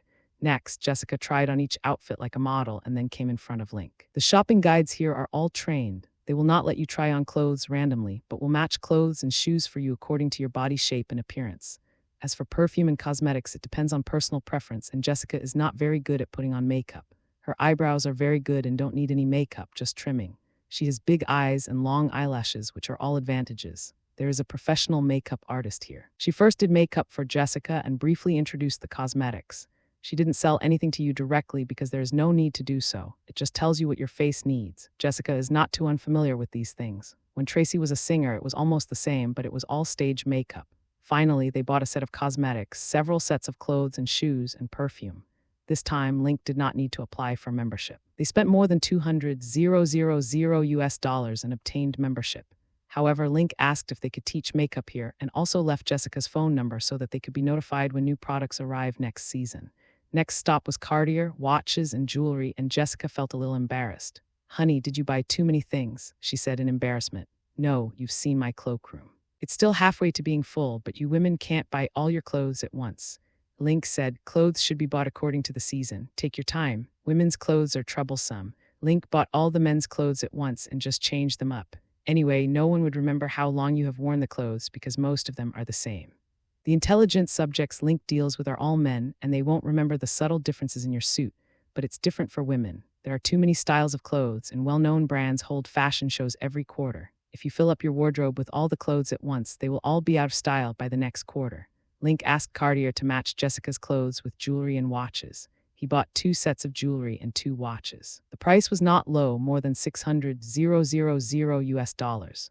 Looking at Jessica in the mirror, she was completely different from the one in the morning. Jessica finally understood what Link meant. Link stood behind her, put his arms around her waist, and said, "How is it? Have you finished buying it now?" Jessica did not answer Link's question, but at this time Jessica raised her head slightly and she found her confidence. "There are also pajamas and underwear, but you can go with Trish for these." Link said quietly, "I know you will choose carefully, right?" Jessica blushed, but still said, "It depends on your performance." "How was your performance tonight?" Link teased his girlfriend. The back seat of the car was filled with a row of shopping bags. The 2 first returned to Link's apartment. Jessica put the things one by one in the cloakroom. The other half of the empty space belonged to her, but it could not be filled for the time being. As for the old clothes, Link asked Jessica to pack them up and then donate them. But not today. Link still has to keep an eye on the gallery today, and he has booked a table at a high-end restaurant nearby. If Wilson Fisk goes tonight, Link can take Jessica with him because Jessica knows that Link wants to buy art to decorate his home. Jessica said, "How about inviting Trish to dinner tonight?" The corners of Link's mouth curled up slightly. He did not expose Jessica's little idea, which was to show off a little in front of his sister. Link didn't object. The 2 sisters always supported each other in the most difficult times. However, Tracy wanted to become a superhero very much, and she was willing to risk her life for it, but Jessica didn't want to. There is a conflict of ideas between the 2. Link said, "Okay, I've already booked the spot. You can just tell her the time and place." Before dinner, the 2 arrived at the restaurant, and Link activated his super hearing to monitor the area around the gallery. Not long after they sat down, Tracy arrived. She drove the car herself today. After she came over, she covered her mouth in surprise. "Oh my God, is that you, Jessica? How is it?" Jessica asked with a smile. "Is it a little hard to recognize?" "Of course, Chanel Cartier." Tracy then whispered, "It seems that he really is a multimillionaire." "Yes," he said, "my hairstyle and clothes are terrible." Jessica covered her mouth and whispered to Tracy, "I went shopping all day today, but I still haven't bought everything. I'll go home with you tonight." "Go back? Are you crazy?" Tracy said with a shocked expression. "You should strike while the iron is hot. Are you stupid?" "My underwear is still at home. The only things we didn't buy are underwear and pajamas." Jessica said a little embarrassedly. "Women dress to please themselves, and the Americans are no exception." Tracy suddenly realized, then smiled and asked, "What kind of dress are you going to buy?" "We'll see when the time comes." Jessica blushed. At this time, Link had already instructed the waiter to ask the chef to recommend today's dishes and pair them with wine. Then, based on the recommendations, they made additions and subtractions. After all, people's appetites and tastes are different. The waiter quickly brought the chef's recommendations, and Link asked the 2 ladies to add and subtract on their own, while he himself did not need to make any adjustments. Link chatted with the 2 while paying attention to the gallery. After a while, a convoy caught his attention. The convoy stopped in front of the gallery, and a conversation was heard from inside. Wilson Fisk had arrived, and he wanted to enter the gallery on his own and not allow anyone to follow him. Link and his friends had just finished eating and were about to chat for a while, but Link suddenly said, "Okay, ladies, how about we go to another place? I wanted to buy some oil paintings yesterday." "Okay," Tracy agreed first. She wanted to help her sister check again. The 3 of them checked out and left. Jessica and Link were in the same car. After getting in the car, she said, "Jessica and I will go home tonight. After all, there are still a lot of things that need to be sorted." "No problem. Here's the key to the apartment. Take this." Link took out a card and handed it to Jessica. "Remember to buy from big brands." Looking forward to it. Jessica knew that she couldn't afford those big brand products, so she hesitated for a moment but still took it. "Do you want me to go to work?" Jessica asked suddenly, "or do you want me to stay at home?" "It's your choice," Link said, "but don't rush. Find a job you like instead of giving up halfway like you did in the past. Women can have their own careers." "Well, I'll think about it carefully." Jessica began to face her future. Link drove to the gallery, opened the door for Jessica, and helped her out of the car. She was wearing a black low-cut dress, a woolen coat, and a pair of high-heeled boots. The 2 met up with Tracy and entered the gallery together. Link introduced it. "I checked it out. This is a famous place. They have all modern oil paintings. I was planning to come and see you yesterday, but I ran into you guys." Jessica looked at the paintings hanging at the door and asked, "What are these paintings about?" "That depends on the individual. These paintings all have their own names, but whether they can touch you depends on your own experience." Lin Key said with a smile, "This kind of work is very idealistic. Some people can't understand it at all, while others like it very much." The designer left many spaces blank for the owner to decorate. "Yeah, I see a lot of places are indeed empty." Jessica nodded as well, and the three of them began to walk inside, pausing briefly at each work along the way. Link hasn't met the one he likes yet, so he didn't immediately pay attention to Wilson Fisk. He doesn't need to look for the other person, but just needs to attract Vanessa Mariana. After all, she's the manager and art dealer here, and she can judge whether the guests will buy oil paintings. The three of them stopped in front of a work with red as the main color, or rather, Link stopped. He looked at it with his X-ray vision and found the hidden signature of the author. Of course, it was not the deceased great painter. He felt that this work gave him some feelings. The brushwork was good, and it felt very special. The red, orange, and other colors seemed messy, but they made him feel the warmth. Thinking about the dining room at home, it seemed very suitable for this painting. Jessica looked at Link and then looked at it carefully. She followed Link's advice and did not look at what was painted specifically, but looked at the overall feeling it gave people. Wilson Fisk arrived today to invite Vanessa Mariana to dinner. He fell in love with this woman when he was buying an oil painting here. At this time, one of them invited the other and the other agreed. "But I can't leave now, there are still a lot of guests here." Wilson Fisk said he could stay alone and would not delay the other person's work, or he admired the way the woman looked when she was working. Vanessa soon spotted Link and his two companions. They were standing in front of a painting. From the way the man looked at the painting, she knew that he wanted to buy it, so she walked over and stood on Link's left side. Link held Jessica on his right side and Tracy stood on Jessica's side. "Sir, are you very interested in this painting?" Vanessa did not discuss the artistic conception of the painting herself. After all, Link did not come alone but brought a female companion. Link turned his head and looked over. This woman did have an outstanding temperament, but she also liked to get close to danger. "Yes, I feel this painting is very warm." Link said, "I want to hang it in my restaurant. If I have more children in the future, it would be more suitable." Jessica blushed after hearing this. "Is she going to have a baby with her?" Vanessa nodded slightly. It seemed that this man understood art. She asked, "Sir, you have a deep understanding of art." "No, I don't know much about these, especially these abstract paintings." Link shook his head and said, "I just bought a few books recently and know a little about painting techniques in schools, mainly for decorating my new apartment.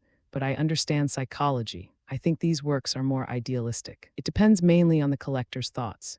It is always people who give them value." "Well said." Wilson Fisk suddenly spoke from the side. He had been looking at Vanessa. When he saw Vanessa walk to Link's side, he naturally saw Link as well. "Mr. Lin, do you still remember me?" "Mr. Fisk." Link looked surprised. "How could I not remember? That card game changed my life."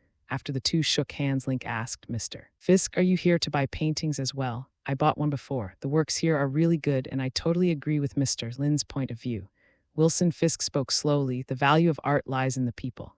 Mr. Lin is no longer a policeman." Link nodded and said, "Yes, that trip to Las Vegas made me a multimillionaire. Why would I become a police officer, especially the West Midtown Police Station? That experience also made me realize the advantages of psychology, so I resigned after returning. I just sold my old house and bought a new apartment. With the salary of a police officer, it would be difficult for me to decorate it. I might as well change my career." Link took out a business card and handed it to the other party. "I am now a professional gambler. I have recently participated in some poker games in New York. I am quite famous for my skills. I admire Mr. Lin's attainments in psychology." Fisk said, "I hope to learn from him again when I have the chance. I didn't have this idea at the time, and I didn't leave the contact information of several people, especially Lady Alexandra. If I were to do it again, I might not be able to beat her." Link said with a regretful tone. Fisk said, "That lady doesn't like public places. She only appears when she has business to discuss. Next time I see her, I will mention you to her. This is still my business card. I admire Mr. Lin's talent very much. Gentlemen, why don't you let me talk about business first?" Vanessa said from the side. She did not interrupt the two people before, but joined in at the right time after they had basically finished their conversation. Of course, Fisk immediately took a step back, and Link also said, "I like this painting very much. Can you deliver it? Of course, please come with me to register your address and delivery time." Vanessa made an inviting gesture. Link walked over with Jessica on his arm, and Tracy followed. Fisk no longer had any suspicions at this point. This man was not coming for him. He looked at Link's business card, which only had a name and phone number. This man had indeed become a multimillionaire, but it was undeniable that there was no need for him to be a frontline police officer again. Link took out a check and signed a check, asking for $30,000 for the painting. Link left the address and then said, "Just deliver it at 10 o'clock tomorrow morning." "No problem, I'll deliver it on time." Vanessa didn't show her expression just because she sold a painting. "Is there anything else you need?" "Mr. Lin, I haven't finished my tour yet, but it looks like Mr. Fix is waiting for you, so let's come back next time." Link said with a smile, remember to notify me if there are any new works, I just bought one. Also, please recommend some artworks, especially the artworks. No problem, here's my business card. Vanessa exchanged business cards with Link and then saw them off from the gallery. Vanessa turned around and came to Wilson Fisk and asked, he didn't buy it for your sake, did he? No, mister. Lin is an excellent psychologist. If it weren't for me, he might have continued to browse other works. Fisk said, it's me who disturbed your business. It doesn't matter. He left his business card and asked me to recommend some colleagues. Vanessa smiled and said, this is the first time I've seen someone choose art from a psychological perspective. Fisk has his own understanding, saying, just like the one I bought, a truly good work will be deeply rooted in people's hearts. Link didn't have a deep conversation today. Intelligence work requires caution, patience, and especially not impatience. Besides, it's very interesting. After coming out, Link walked Jessica to Tracy's car, leaned over the passenger window and said, come back as soon as possible. I will miss you. Jessica blushed and said, I will. The two kissed lightly and then Link took a step back, waved goodbye to them, then returned to his car, started the car and left. When he got home, he took out his secure cell phone and called Carlson to report the situation. I met Wilson Fisk today. He is pursuing the female art dealer in the gallery. Link said, good, that's a good start. What are you going to do next? Carlson asked. I bought an oil painting. The woman has good taste in art. I told her today that the house needs more artworks for decoration. Link said his plan. I also asked her to recommend other art dealers to me. I plan to start with her. After all, I am a multimillionaire now. But my artistic accomplishment is not that good. Is there any expert in this field in the bureau? Let them go to the gallery first and then give me some professional advice. No problem. After all, you paid for it yourself and I won't let you suffer any loss. I'll send someone to take a look first. Carlson understood the situation quite well. After all, Link spent real money. If it is not worth the money after buying it, then Link is really just paying for work. Link joined S.H.I.E.L.D. purely out of personal hobby or curiosity. However, his personal abilities are still very outstanding, and he is one of the most suitable candidates for this mission. We had considered letting Natasha go before, but Wilson Fisk doesn't really look at beautiful women differently, and his private life is extremely monotonous. Originally, S.H.I.E.L.D. would not care about people like him as it was not within their business scope, but his power suddenly expanded, and this matter made S.H.I.E.L.D. pay some attention. At the same time, it is also a test for Link. After all, ordinary intelligence gathering cannot clearly see Link's potential. Jessica and Tracy returned to Tracy's house, where Jessica had a room and they had been living together. Jessica, are you really going to move there? Tracy asked, is Lynn a playboy? No, I haven't lost my mind. Jessica shook her head and said, it seems that what he said is true. He turned out to be a policeman. I saw some photos in his home. There are some photos of him in police uniform, including his graduation from the police academy. And the big guy I met tonight also confirmed what he said. He wasn't bragging. At the same time, there's no trace of women in his family. I am very talented in this aspect, but now I'm thinking about finding my own business. Do you know how much he spent on me today? Almost $1 million US. He asked you to come out to work. Tracy asked in surprise. No, I asked him if he wanted me to work or stay at home, and he told me to choose for myself. Jessica had changed into her home clothes and was lying on the sofa, a little confused. But I don't know what to choose now. Did you see that Vanessa today? How do you feel about her? Tracy thought for a moment, then said, she's an outstanding woman. Mr. Fisk has been watching her and Lynn seemed to have noticed it, so he left early. However, what Lynn said is true, so he is really a professional gambler. This is not a good thing. Yeah, Jessica was confused, but quickly said, can I be a woman like Vanessa? Why do you want to be her? I don't see that Lynn is interested in that woman. Tracy immediately persuaded, you are you. That's not what I meant. I mean becoming a woman with my own career. I can't think of anything I'm good at. Jessica looked at Tracy with a worried look on her face. Do I want to be a housewife? Tracy rolled her eyes and reminded her, you've been together for less than 2 days. You're thinking too much. You should spend more time together, but financially you do. At noon the next day, Link was having lunch in a restaurant and received a text message from Carlson, which contained information about Vanessa's gallery's works, as well as information about Vanessa's personal connections, etc. It contains information about other art dealers, and some of the works are valuable. Meanwhile, there's information about Vanessa's date with Fisk last night, and things weren't going well because while they were having dinner, a Russian gang suddenly showed up looking for Fisk. Carlson reminded Link to pay attention to a masked vigilante in Hell's Kitchen, and Link realized that it was Daredevil. It seems that he has already appeared, or rather, Matthew Murdock has appeared a long time ago, but he has not been a vigilante before. After receiving training from the Stick Man, he still chose to go to school and study law. S.H.I.E.L.D. resources are indeed huge. They collected so much information so quickly. Link deleted it all after reading it. He was not planning to go to the gallery today. It was not good to go too frequently or too often. Anyway, he knew the specific situation, so it would not be a problem for him to report it directly to Carlson when the time comes. However, something still needs to be done, such as starting with the United Construction Company, whose accounts had problems which were previously discovered by a woman named Karen Page. The company's accounts were managed by an accountant named Langley who had been responsible for money laundering. He was quite skilled, but he knew his situation and that he could be killed at any time, so he had to keep the secret. He must have a lot of evidence in his hands. Link thought about it and decided to investigate this person. Langley has his own accounting firm, and they will do a very good job of keeping the accounts. Link easily found this man's accounting firm and drove there to stake out the case. Link did not contact Jessica today, but instead kept an eye on Langley Ousley. His company and home were the first places to investigate. Then use your level 6 authority to investigate whether this person has any safe in the bank. There is no need to open it. Use X-ray vision to see if there is any evidence first. But the most important thing is not these, but the real purpose of the hand. Mrs. Gao is the easiest one to investigate, and Link also needs recording or eavesdropping equipment. Jessica and Tracy went to the La Perla boutique together. This is an Italian lingerie brand. As a consultant, Tracy chose sexy ones for Jessica. Jessica was a little absent-minded, and Tracy asked curiously, "What are you thinking about?" "He never called," Jessica confessed. Tracy rolled her eyes and said, "You've really been seduced by him. Should I give him a call?" Jessica asked. "No, you can't do that. It will make you look like you are checking on him." Tracy reminded her, "But you can ask him if he wants to have dinner with you in the evening and tell him that you are buying underwear." Jessica's eyes lit up, and she immediately took out her phone and dialed directly. Link was on his way to the New York branch of SHIELD to get some equipment. After answering the phone, he asked, "Did you miss me?" "You can guess, but I'm at La Perla right now, picking out underwear and pajamas." Jessica's mouth curled up slightly. Link's eyes lit up, and he immediately said, "Let's have dinner together tonight. Do you want to officially move into my house today?" "Okay, where are we going to eat?" Jessica gave Tracy a look. "Same restaurant as last night." "Okay, you make the appointment." Link suddenly changed his mind.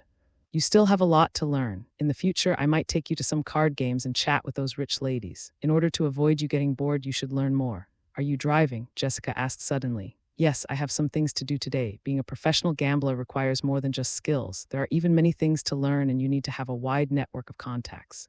Link said, "Got it. Then you go ahead and I'll book it for 6 o'clock. Jessica stopped pestering him and they hung up the phone. Tracy immediately asked, "How is it?" "He asked me to move in officially. After buying the things, we'll go back and clean up and then have dinner together in the evening at the same restaurant as yesterday."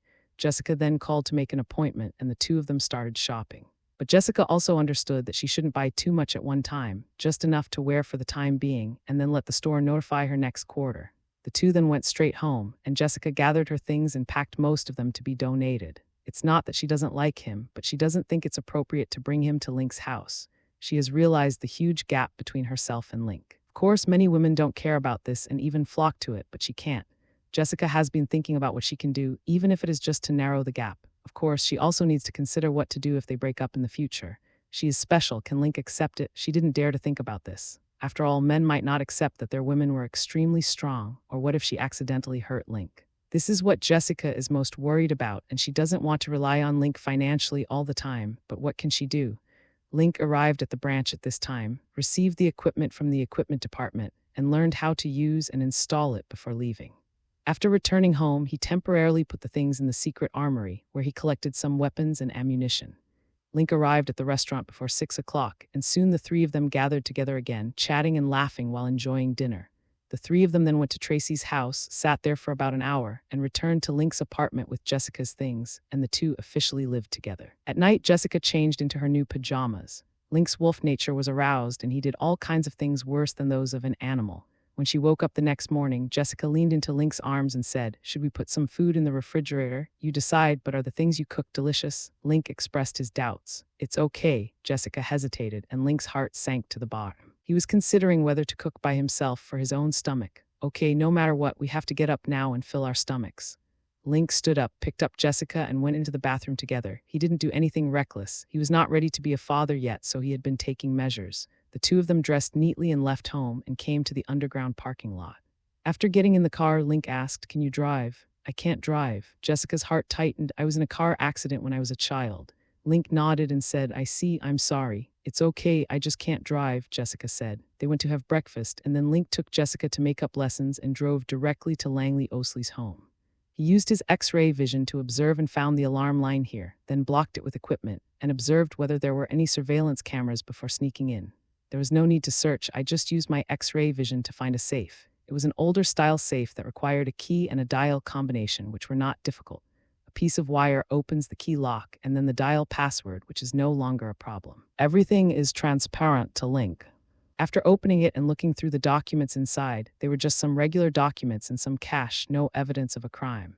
He closed the safe, restored it, then quietly retreated, removed the blocker, and left. He was not disappointed. How could this man, who had helped the gangs launder money for so many years, keep the things at home so easily? Link was actually looking for bank's safe deposit box key. Generally speaking, this is a safer measure, as many banks only recognize keys and passwords, not people. However, it is not easy to find it because a lot of similar information will not appear on the internet. Link did not find a similar key in the other party's house just now. Langley didn't have any on him, so now the only thing left was his office, and Link visited as a customer. His funds do need an accountant. He has not purchased any stocks yet, so he needs an accountant to help calculate taxes. Mr. Lin, what may I need from you? Link came to the accounting firm and was received by the front desk. I have some funds, all in cash, and I would like to consult on tax and investment issues. Link said, that's no problem at all. I can introduce you to an accountant from our firm. The receptionist didn't ask how much money it was. Link's clothes were not ordinary. Link said awkwardly, can you introduce me to your boss? Sir, our accounting firm is very strong. The receptionist was about to politely criticize Link. Link suddenly interrupted her. I have $30 million in funds, and I hope your boss will come forward. The front desk clerk immediately smiled and said, no problem, please wait a moment. Link then nodded in satisfaction and stood aside waiting while the receptionist picked up the phone and called Langley's office. Soon he was invited in. Hello, Mr. Lin. Welcome to Langley Accounting Firm. I am Langley Owsley. I've heard of Mr. Owsley, so I came here. Link smiled and shook hands with the other party, and then both of them sat down. Langley asked, has Mr. Lin heard of me? Yes, to be honest, I am now a professional gambler, and I participate in the card games of some upper-class people in New York. Link said without hesitation, I have just started this profession not long ago. I was a policeman before, and I have no experience in the profession of accounting. Oh, Langley Owsley was a little confused. Seeing his appearance, Link explained, I won a large sum in Las Vegas, $25 million, and I have proof of funds from the casino.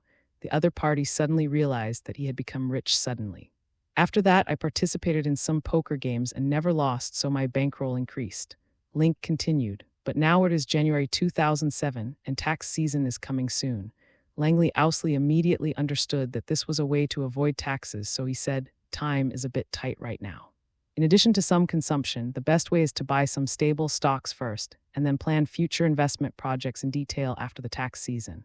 Link looked like he was listening carefully, but his eyes were constantly observing the office. He gave up on the safe here because Langley would never put such important evidence here. He was looking for clues, especially the key to a bank safe, the kind that wouldn't register personal information. What Link feared most was that he had hidden the things abroad, in which case Link would have no way of finding them, so he could only try his luck.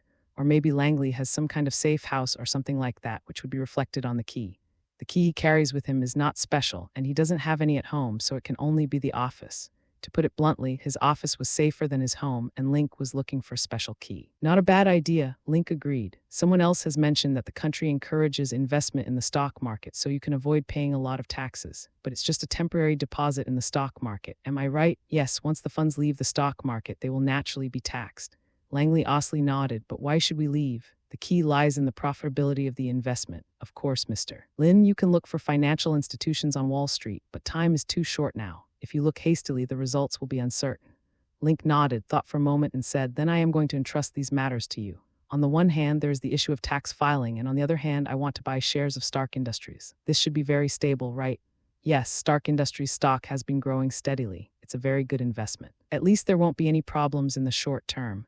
Langley Owsley agreed. We can handle it for you, including the tax issue for April. In addition, it would be best if you could give us some of Mr. Lin's spending records as well. Link nodded and said, of course, I've spent a lot recently.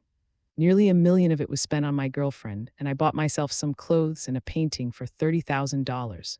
Of course, I recently had the idea of purchasing a large number of artworks, and I just met an art dealer. I will provide proof of subsequent consumption. It's a very good investment, and it's best to have professionals involved. Langley gave professional advice, then asked for the preparation of the contract and invited Link to the sofa nearby for a cup of coffee. The corners of Link's mouth curled up slightly with a look of satisfaction. In fact, he already knew the special key. It was in the drawer of Langley's desk, just buried under a pile of documents. He remembered the key. After the contract was signed, Link then signed a commission agreement, and the accounting firm then connected with the bank to start purchasing shares of Stark Industries. Finally, the stock holding document proof will come into Link's hands, and Link will hand over a full $30 million in funds to them. The entrusted funds for 1 year are $300,000. Of course, this is not the entire entrusted funds. If Link has any other fund operations in the future, he will be given commissions of different amounts depending on the situation. Link left the accounting firm with satisfaction. He returned home immediately and started searching for similar keys on the internet.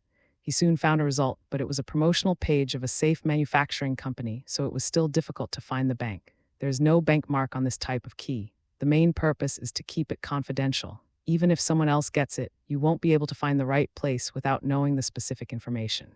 Link estimated that the safe deposit box rented by Langley must be the headquarters of a large bank. There are many such headquarters in New York, and he can search one by one, starting with the bank near his company. This will take a lot of time, but Link did not ask for help from S.H.I.E.L.D. He has many secrets, so it is better for him to find them by himself. In the end, the most he can do is submit a report, if you ask for help. Some behaviors cannot be explained. After learning how to put on makeup, Jessica went to the supermarket. She thought about the fruit juice drinks in the refrigerator, so she bought some milk, bread, jam, salad dressing, etc., so that she could at least make some sandwiches at home. Then he took his things, called a taxi, and returned to the apartment. She saw Link as soon as she entered the room, holding his laptop and trying to resist bending. "Hey, honey, do you need help?" Jessica was carrying a lot of things and ran to the kitchen. Link immediately stood up and walked over, then helped her put the things on the island counter, then opened it and took a look. "Do you really want to cook?" Link asked curiously. "At least the two of us can make sandwiches, otherwise we have to go downstairs to find a restaurant when we are hungry," Jessica asked with a roll of her eyes. "That's true," Link agreed with Jessica this time. After all, he was not hungry, but what about Jessica? Link also needs to eat, but most of his energy consumption depends on the sun. However, the sun replenishes energy, not nutrition. He opened the refrigerator and put most of the things in it. The things that needed to be washed were placed in the sink. Link then said, "The house lacks some electrical appliances. I only have a coffee machine, but I do have an oven. It was included with the decoration, but I haven't used it yet. The instruction manual is in the oven." "This is a large oven," Jessica said. "I'll watch over it and finish it. I'll go change my clothes and you can clean it, okay? Fruit drinks are not fruit after all." Link obediently turned on the faucet and began to wash carefully. He controlled his strength perfectly so as not to damage the fruit. Soon Jessica came out in her normal pajamas and asked, "Where did you go today?" "I went to the accounting firm. April is the tax filing season and I need to avoid taxes. I decided today to buy shares of Stark Industries." Link had some small plans. He bought shares of Stark Industries and waited for Tony Stark to develop the Jellicle missile. By then, the stock price would go up and he could sell it. Wait until Tony Stark returns from his ordeal, has self-enlightenment, and his soul is sublimated. Then he will shut down the weapons department, and when Stark's stock plummets, he will buy it back. Anyway, he doesn't have much money, but it's not too little either. Although he can't join the board of directors, he can still get dividends. S.H.I.E.L.D. will be disbanded in the future, and then Coulson will secretly rebuild S.H.I.E.L.D., but by that time Link probably will be among the Avengers. He can perform no worse than Hawkeye and Black Widow, so he should not be kicked out. By then, with the support of Stark Industries, he will not be short of funds. This is a temporary investment. After all, I became rich suddenly. I still have to be cautious about investment. Stark Industries stock is very stable. Jessica nodded slightly and said, "That's a good idea." The fruit was hanging there. Link turned around and got out a bottle of bourbon and then a cigar. "Want a drink?" "Okay." Jessica walked over. The two sat on the sofa. Link turned on the TV, then poured Jessica a glass and concentrated on his cigar. Jessica asked, "Is this necessary?" "No, I personally prefer the aroma of tobacco, and it's paired with plum-flavored bourbon, which is my favorite." Link said, "Of course, most people at the poker game smoke cigars. By the way, I have a card game tomorrow night. It will start at 8 and end at midnight at the latest." "Will you take me with you?" Jessica asked nervously. "No, I rarely bring my wife or girlfriend to a card game. It's only on very special occasions."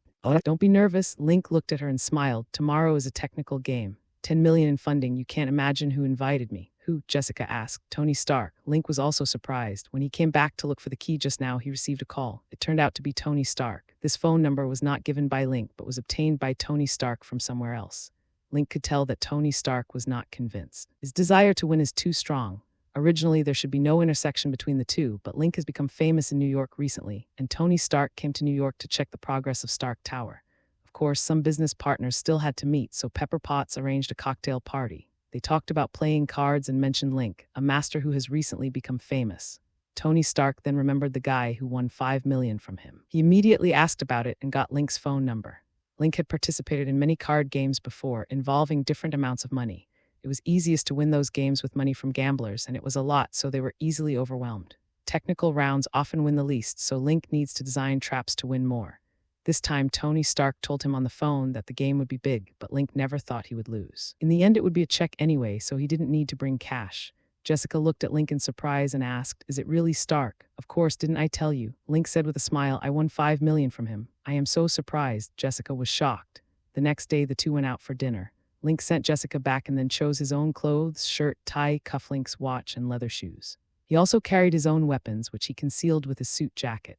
Link also brought a checkbook and 3 cigars. "How is it?" Link turned and looked at Jessica and asked. "Great." Jessica helped Link adjust his tie, "But don't worry too much about winning or losing." "Don't worry, Stark is no match for me." Link gave Jessica a reassuring look. "We went downstairs and drove all the way to a big hotel where special rooms were available." "Mr. Stark," Link saw Tony Stark after entering. "I didn't expect you to come so early. Of course, I'm the challenger this time, so I won't be late."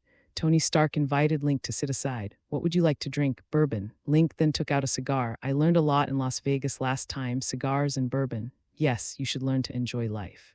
"But I heard that you have made playing cards your career," Tony Stark asked, "and you have never lost so far." "I haven't lost yet, but I don't have enough confidence to participate in international competitions." Link said modestly, "After all, I still lack experience in this kind of professional competitions. Maybe I'll try it later. They're all professionals there. You may not be able to defeat me today." Stark raised his eyebrows. "There will be 2 more people in a while. One is a director of the bank, and the other one is someone you know, Justin Hammer." "Mr. Hammer, are you still willing to play cards with us?" Link's expression was a little strange. "Haha, Tilda." Tony Stark laughed. He is a man who never admits defeat. His tone was full of joking, probably because Stark had instigated him to do so. Soon the other 2 arrived, and Justin Hammer said to Link, "Today we are playing 13 cards, and I will not lose again. As long as you like it." Link responded with a smile. Tony Stark sat down and said, $10,000 each, doubling as normal, 10 million chips, no problem, right?"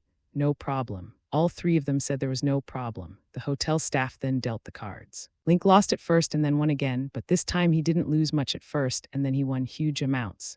This way of playing is actually similar to Texas Hold'em. Each player is dealt 13 cards and the jokers are discarded. Then play the cards. Whoever plays all the cards first wins. The rules for playing cards are calculated according to the rules of Texas Hold'em. The other person will lose tens of thousands of dollars depending on how many cards they have left.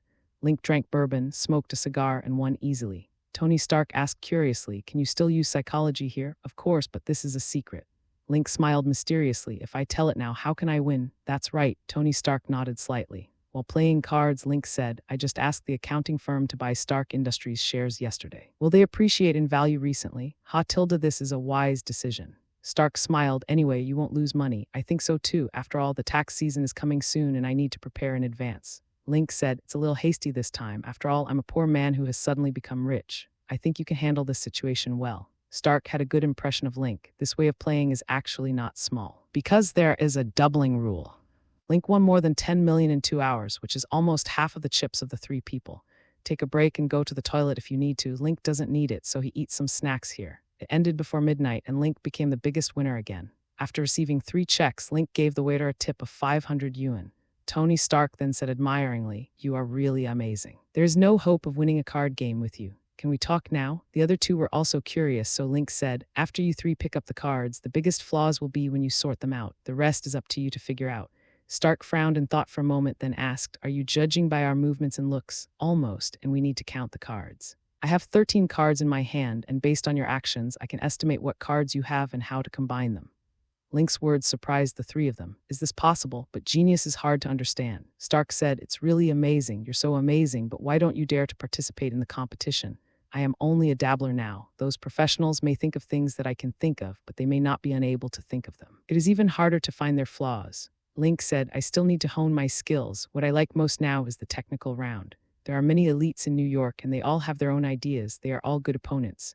After the game was over, Justin Hammer was relatively happy because Tony Stark also lost. Both of them ended in a tie, and both were losers. He also kept teasing Tony Stark, but Tony Stark was not the one in charge, so he planned to go back and use Jarvis to summarize. As for the bank's director, he had no interest in Link and was always trying to find topics to talk about with Stark.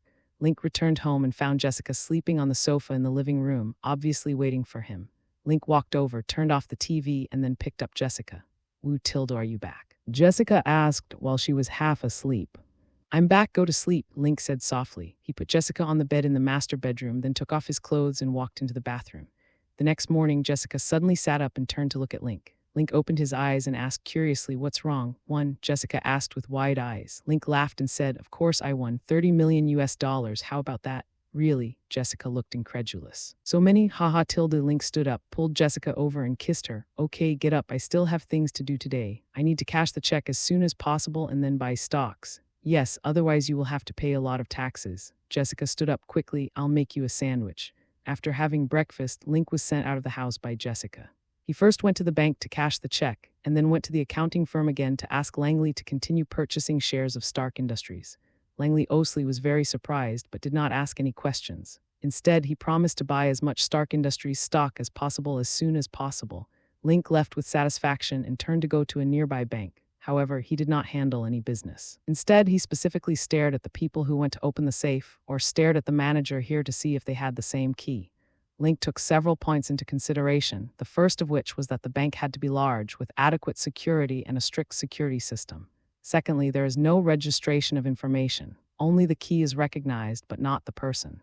This is the only way to keep it confidential. Considering the above 2 points, there are not many banks that Link needs to observe. He found 2 nearby, and it turned out that the safe deposit boxes of these 2 banks have different keys. He could only expand the scope. Langley would not put things in a bank with which he had a relationship, so after expanding the scope, Link still conducted a screening. He was not in a hurry. He was the only one who had to do this task, and it was not easy, so Carlson would not rush him. As long as you can give the results yourself in the end, it can be considered excellent, especially if the results you give yourself may be a little shocking. Link didn't find her that day, so he went back home and picked up Jessica to go out for dinner. This time without Tracy, the 2 of them were just the 2 of them, and after dinner they went to see a movie. Link searched for the next 3 days and finally found it in the last bank on the 3rd day, but it was already late, so he left immediately. As for whether there was Langley's safe here, he would have to check it out tomorrow. Jessica was holding a notebook and looking at job recruitment information. She was thinking about what she should do. Link's reminder was right, to find a job that he liked, but he really seemed to like getting to the bottom of things, so should he become a policeman? Link was a policeman before, but he resigned and became an agent himself. However, as an agent, it seems that she doesn't have much time to spend with Link. Jessica is a little worried. She doesn't want to make more money than or catch up with Link. Does she have to be a housewife? Jessica was a little unwilling, and at this moment Link opened the door and came back. Jessica hurriedly got up and helped Link take off his jacket. Link had been wearing a jacket when he went out these days. "Are you done with your work?" Jessica asked, biting her lip. "Yeah, what about you?" Link asked. "Are you bored at home?" "No, I just searched for a job online, but it seems that there is no job suitable for me," Jessica said with some annoyance. Being a police officer is not suitable, and being an agent is too time-consuming. Link thought about it and realized that it was true. If Jessica went to work, it would have a significant impact on their lives, especially if it was some special work. Originally, Link was thinking of pulling her into SHIELD, but now he thinks better of it. He will get her a vibranium suit when he has the chance in the future, but this will be for protection, not for letting her fight. "I have no intention of showing off my superpowers. Being an excellent agent is enough for me." Link held Jessica and sat down for a while. He suddenly said, "I think we can set up a charity foundation specifically for legal aid. On the one hand, it can save tax, and on the other hand, it can help some people. What do you think? You are responsible for managing this foundation. Please select a law firm with a sense of justice to cooperate with." Link thought of Daredevil. Since Jessica was not suitable for working outside, then she should not work. Instead, a charity fund could be established for her to manage, which would also pay her a salary. Jessica blinked. She had never thought about this suggestion before, but it was indeed a good idea. "Can I?" Jessica asked. "You can learn first. After all, I just used my money to buy shares of Stark Industries. Besides, it's not easy to run a foundation, so we can take it slowly." Link said, "We don't need to be famous. We can just do it quietly. After all, I am not a public figure. I am just a professional gambler. There is no need to publicize this aspect. How about you study first?" "Okay, I'll try to learn and see if I can do it." Jessica nodded. She was very tempted by the suggestion. But there is a problem now, that is, the 2 of them are not married, and she has no idea about the future, especially her own superpowers, which Link does not know. Everything is unknown. She can only take one step at a time. The next day, Link came to the bank, hoping to see the safe deposit box business. The manager enthusiastically invited Link to visit, which was a very important step. A huge vault with rows of small safes inside. Link turned on his X-Vision and looked at them one by one, saying at the same time, "You just need keys here, right?" "Yes, Mr. Lin, we don't register individuals here. The rental fee for the safe deposit box can be paid in one lump sum, such as 3, 5, or 10 years.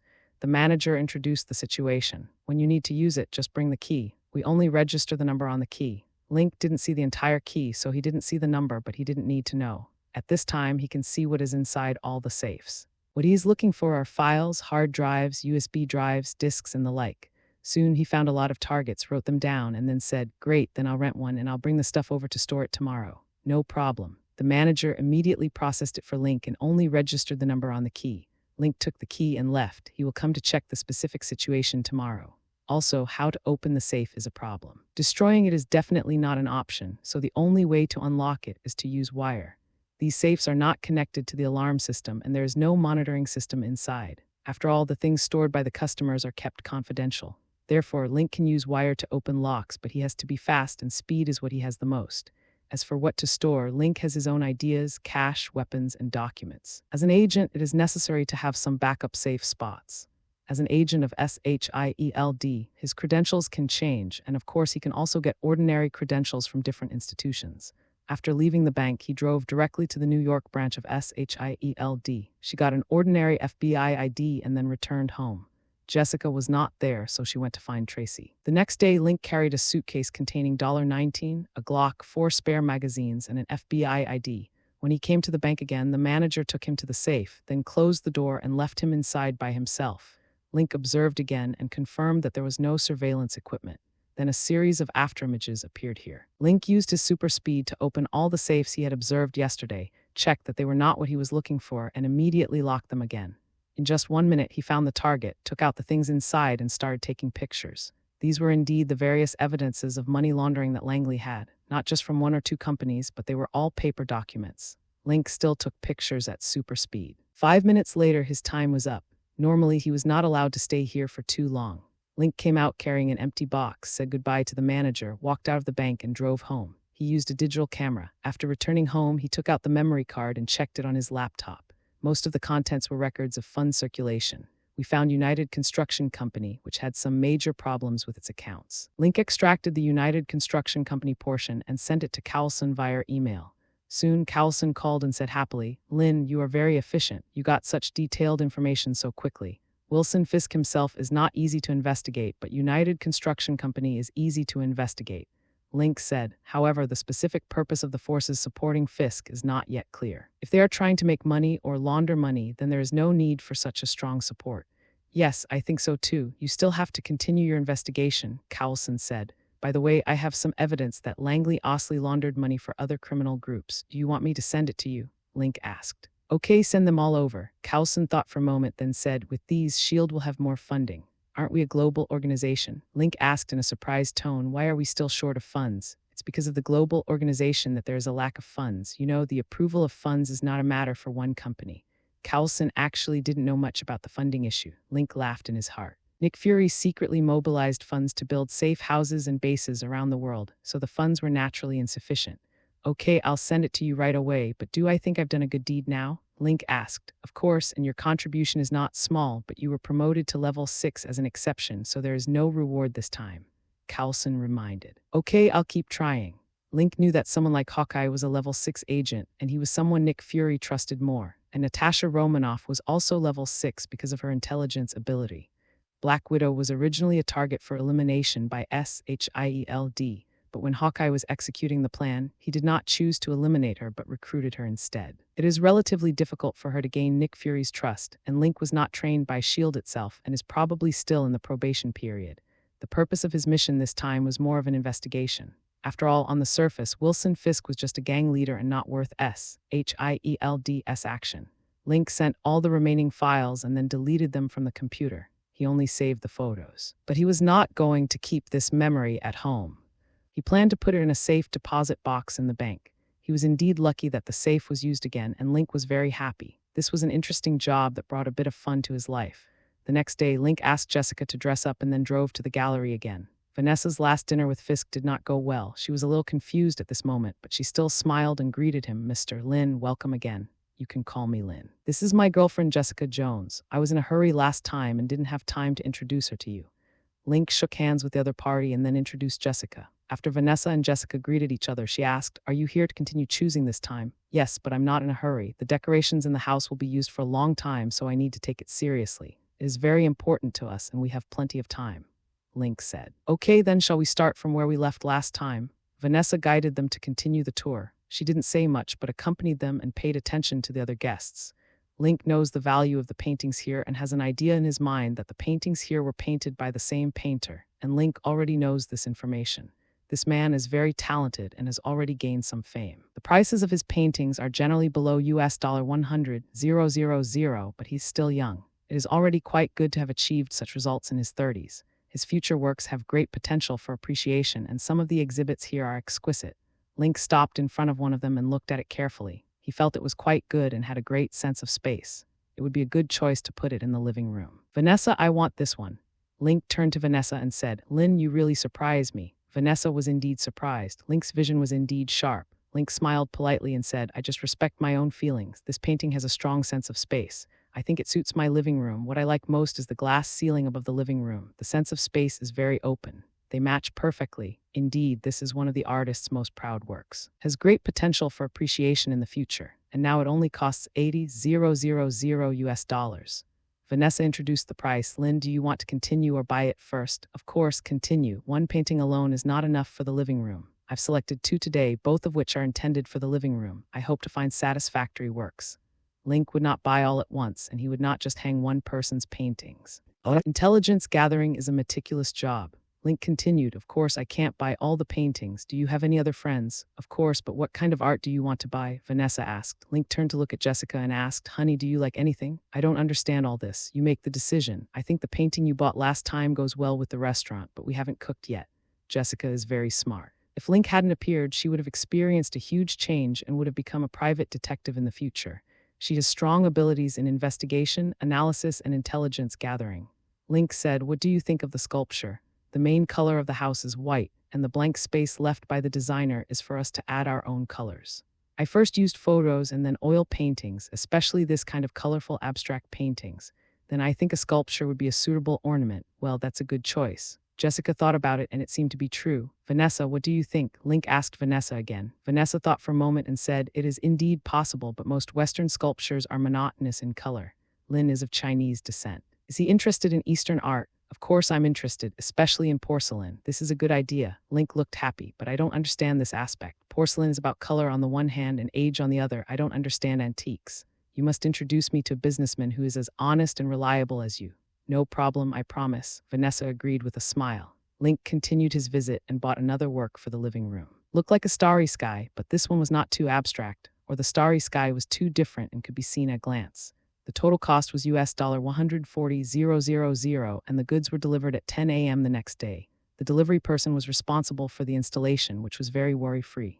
Link and Vanessa agreed on a time to go to another place to see Oriental porcelain and then left. At the SHIELD headquarters, Cowson reported Link's achievements to Nick Fury, who was very satisfied. "Very good. It seems that his intelligence gathering ability is good, and the intelligence this time is of great value. Cowson, I will now give this task to you, but you must keep it confidential." Nick Fury was very tempted by the wealth recorded here, as this was money that did not come from the SHIELD account. Deal with these guys secretly. "Don't touch the United Construction Company for now. Transfer the funds into the secret account." "Yes, sir," Cowson agreed without asking. Cowson turned and left. Nick Fury looked at Link's profile and felt that he was good, both in terms of combat ability and intelligence gathering. However, he also had a question. Why was he so good? He only knew psychology and had been trained in the police academy. Was he a genius? Of course, Nick Fury didn't doubt anything too much because they recruited the other party on their own initiative, instead of others joining voluntarily. Moreover, it seems that the other party now likes this exciting industry. After all, his wealth is increasing too fast. He has no shortage of money or means to make money. Looking back on his past experiences, especially after becoming a policeman, I can't see any problems. Nick Fury pays such close attention for the sake of his future Avengers. There are not many people with extraordinary abilities now, and not many people can join. Even if there is one in the future, he will need some people who obey his orders. The more people they are among the Avengers, the better. Although Hawkeye and Black Widow are powerful, they are just ordinary people, so it is necessary to add a similar link. Even if the Avengers cannot be formed, it would be nice to have Coulson lead a team of highly capable agents. Link's abilities are very strong now, especially now that he has a large sum of money. He can build a few more safe spots. Link didn't know all this. After receiving the painting, he asked the workers to hang it up, and then he sat in the living room with Jessica to admire it. "That's great, dear. You have some ideas." Jessica also felt good. "Tracy introduced me to a charity foundation. I can go and learn from it." "That's a great idea," Link agreed, "but we should buy a car and find you a driver who can also serve as a part-time bodyguard." "Not necessary." Jessica didn't want Link to spend too much money. Link insisted, "This is necessary. After all, if you run a foundation in the future, do you have to take the subway every day?" "Okay." Jessica accepted it and snuggled in Link's arms. She felt very happy. At the same time, she was also a little scared, afraid of losing this happiness, so she made a decision, which was to train herself so that she could master the power. This was a question she had never thought about before. She had never liked this power, so she had never trained for it, but now it was very necessary. A few days later, Link made an appointment with Vanessa to go see Oriental Porcelain. Jessica was very busy these days. On the one hand, she went to a charity foundation to learn management, and on the other hand, she hired a coach. The best way to control strength is actually to fight. Jessica also realized this. Will Link's wealth increase? Because Link had arranged bodyguards for him, she originally thought that she didn't need them, but now it seems that they are necessary because she doesn't want to expose her strength. Tracy suggested that she learn how to fight and even use guns to control her own strength and to protect herself with weapons, so as to avoid being discovered of her superpowers to the greatest extent possible. Jessica begins training in secret, and Link is still unaware of it. The prices of Oriental antiques have begun to increase in recent years, but they have not yet reached sky-high prices. It is just right for Link to purchase them at this time. He felt that he was lucky about this. After all, he had not considered this issue before, and his current home did not have enough space to store it. Now you can just buy some ornaments as decoration. After all, this is the Marvel Universe, and an accident might destroy it at any time. Link didn't have any interest in this area, but after Vanessa's introduction, he found out that the other party had a good reputation and could provide a carbon-14 test report. Coulson had also given relevant information before, so Link could buy it with confidence. He bought quite a lot this time, but the overall price was not as much as the cost of the oil paintings. Lin Qi was lucky to have found a bargain. This time he bought mainly porcelain from the Yuan and Ming dynasties. Some of them will be used as decorations in his home, and the rest will be collected first. Vanessa could see that Link liked these porcelains very much, and she had made a good business introduction this time. "Thank you very much," Link said to Vanessa after purchasing it. "If it weren't for you, an expert, I wouldn't be able to buy such a good thing. You're so polite. I'm counting on you to continue buying my paintings," said Vanessa. "Of course, there are still a few rooms that have not been decorated. However, I don't plan to continue purchasing this painter's works. Remember to notify me of your next exhibition." Link said, "In addition, I plan to set up a charity fund to specifically provide funding for legal matters. You know, I used to be a policeman. Now that I have money, I want to do something. And it's also about finding something for Jessica to do." Vanessa said enviously, "You are so nice to her. You and Mr. Fisk." Link only mentioned it briefly. Vanessa shook her head and said, "I don't know either." Link didn't ask any more questions, as this topic was not too far off the topic, but he immediately made an invitation. "How about I treat you to lunch to show my gratitude?" "Okay," Vanessa agreed. Link treated the other person to lunch, then sent him back to the gallery before saying goodbye and leaving. However, his actions were known to Wilson Fisk, and his right-hand man and friend James Wesley reported it to him. Were there any intimate behaviors between them? Fisk asked. "No, it was just a polite thank you," said James Wesley. "Well, help me organize some card games and invite Lynn to join." Fisk actually organized a card game. "Okay, but who should we invite?" asked James Wesley. "Mrs. Gowan Langley," Fisk thought for a moment and then said. Link received the call and readily agreed. It seems that Fisk cares a lot about Vanessa's affairs and has been paying attention to it. Link had not expected to organize a card game so quickly, but it was part of his plan. He could have not invited Vanessa to dinner, but in order to attract Fisk's attention, he invited her under the pretext of thanking her. Vanessa usually doesn't eat with guests, but Link is not an ordinary guest. On the one hand, he knows Fisk, and on the other hand, he wants to deepen his relationship with Vanessa, and he has a girlfriend. He has no desire for Vanessa. On the day of the game, Link packed up and was sent out of the house by Jessica. He drove to the place where Fisk had prepared. However, he was searched before entering, and Link handed over his gun before he was allowed in. "Mr. Fisk," Link took the initiative to extend his hand, shook hands with the other party, and said, "I didn't expect you to invite me. I do have something to ask you, so I organized this card game. Let me introduce it." Mrs. Gowan Langley were both here. They came here early. The two were very surprised that Fisk organized a card game. Langley recognized Link as soon as he came in, so he said, "Mr. Lin, long time no see. Do you know each other? Fisk asked curiously. Yes, Link said, my financial affairs have been entrusted to Mr. Osley's accounting firm. He recently helped me buy a large number of Stark Industries stocks. The tax season is coming soon and I have to use the funds. Otherwise, the taxes I have to pay will be enough to keep me awake at night. Langley smiled and said, yes, but time is too short. Now we can only temporarily buy more stable stocks to preserve their value. That's really a coincidence. Fisk suddenly realized and then said, this is Mrs. Gao. She has a lot of businesses in New York. Hello, ma'am. Link shook hands with the other party. Mrs. Gao said in Chinese, hello, Mr. Lin. It seems that we will have a lot in common. I just bought some antique porcelain recently. I wonder if Mrs. Gao is interested in this. Link also spoke Chinese. James Wesley helped translate in Fisk's ear. This man has a strong learning ability and is proficient in multiple functional languages. He's Fisk's right-hand man. Is Lin Zhensheng a new immigrant? Asked Mrs. Gao. No, our family has been here for 4 generations, but we all speak Chinese at home. Unfortunately, my parents had a car accident, and now there's no one at home to speak to me. Link looked regretful. Then the card game began, with one bet being $1,000, which was much smaller than what Tony Stark and the others were playing. Link still looked like he was observing, but Fisk was a little more talkative. Lin, how is Vanessa now? Wilson, you shouldn't ask me this. Link smoked a cigar.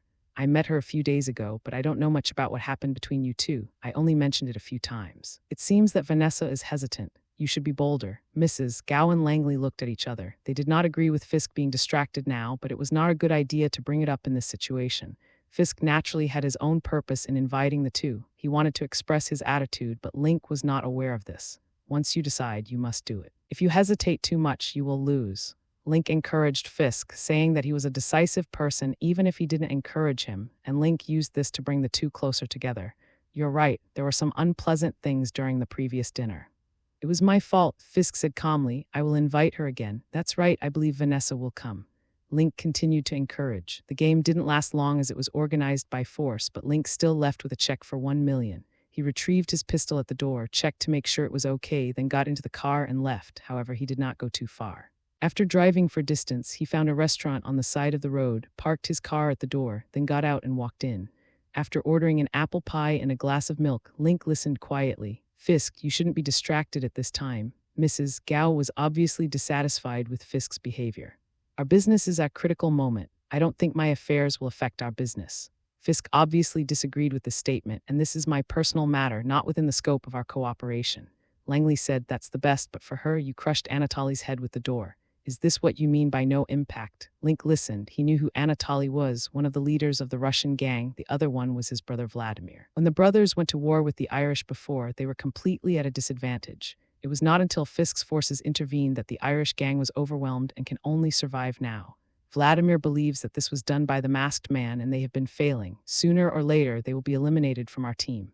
Fisk said, I will replace them and complete the last link.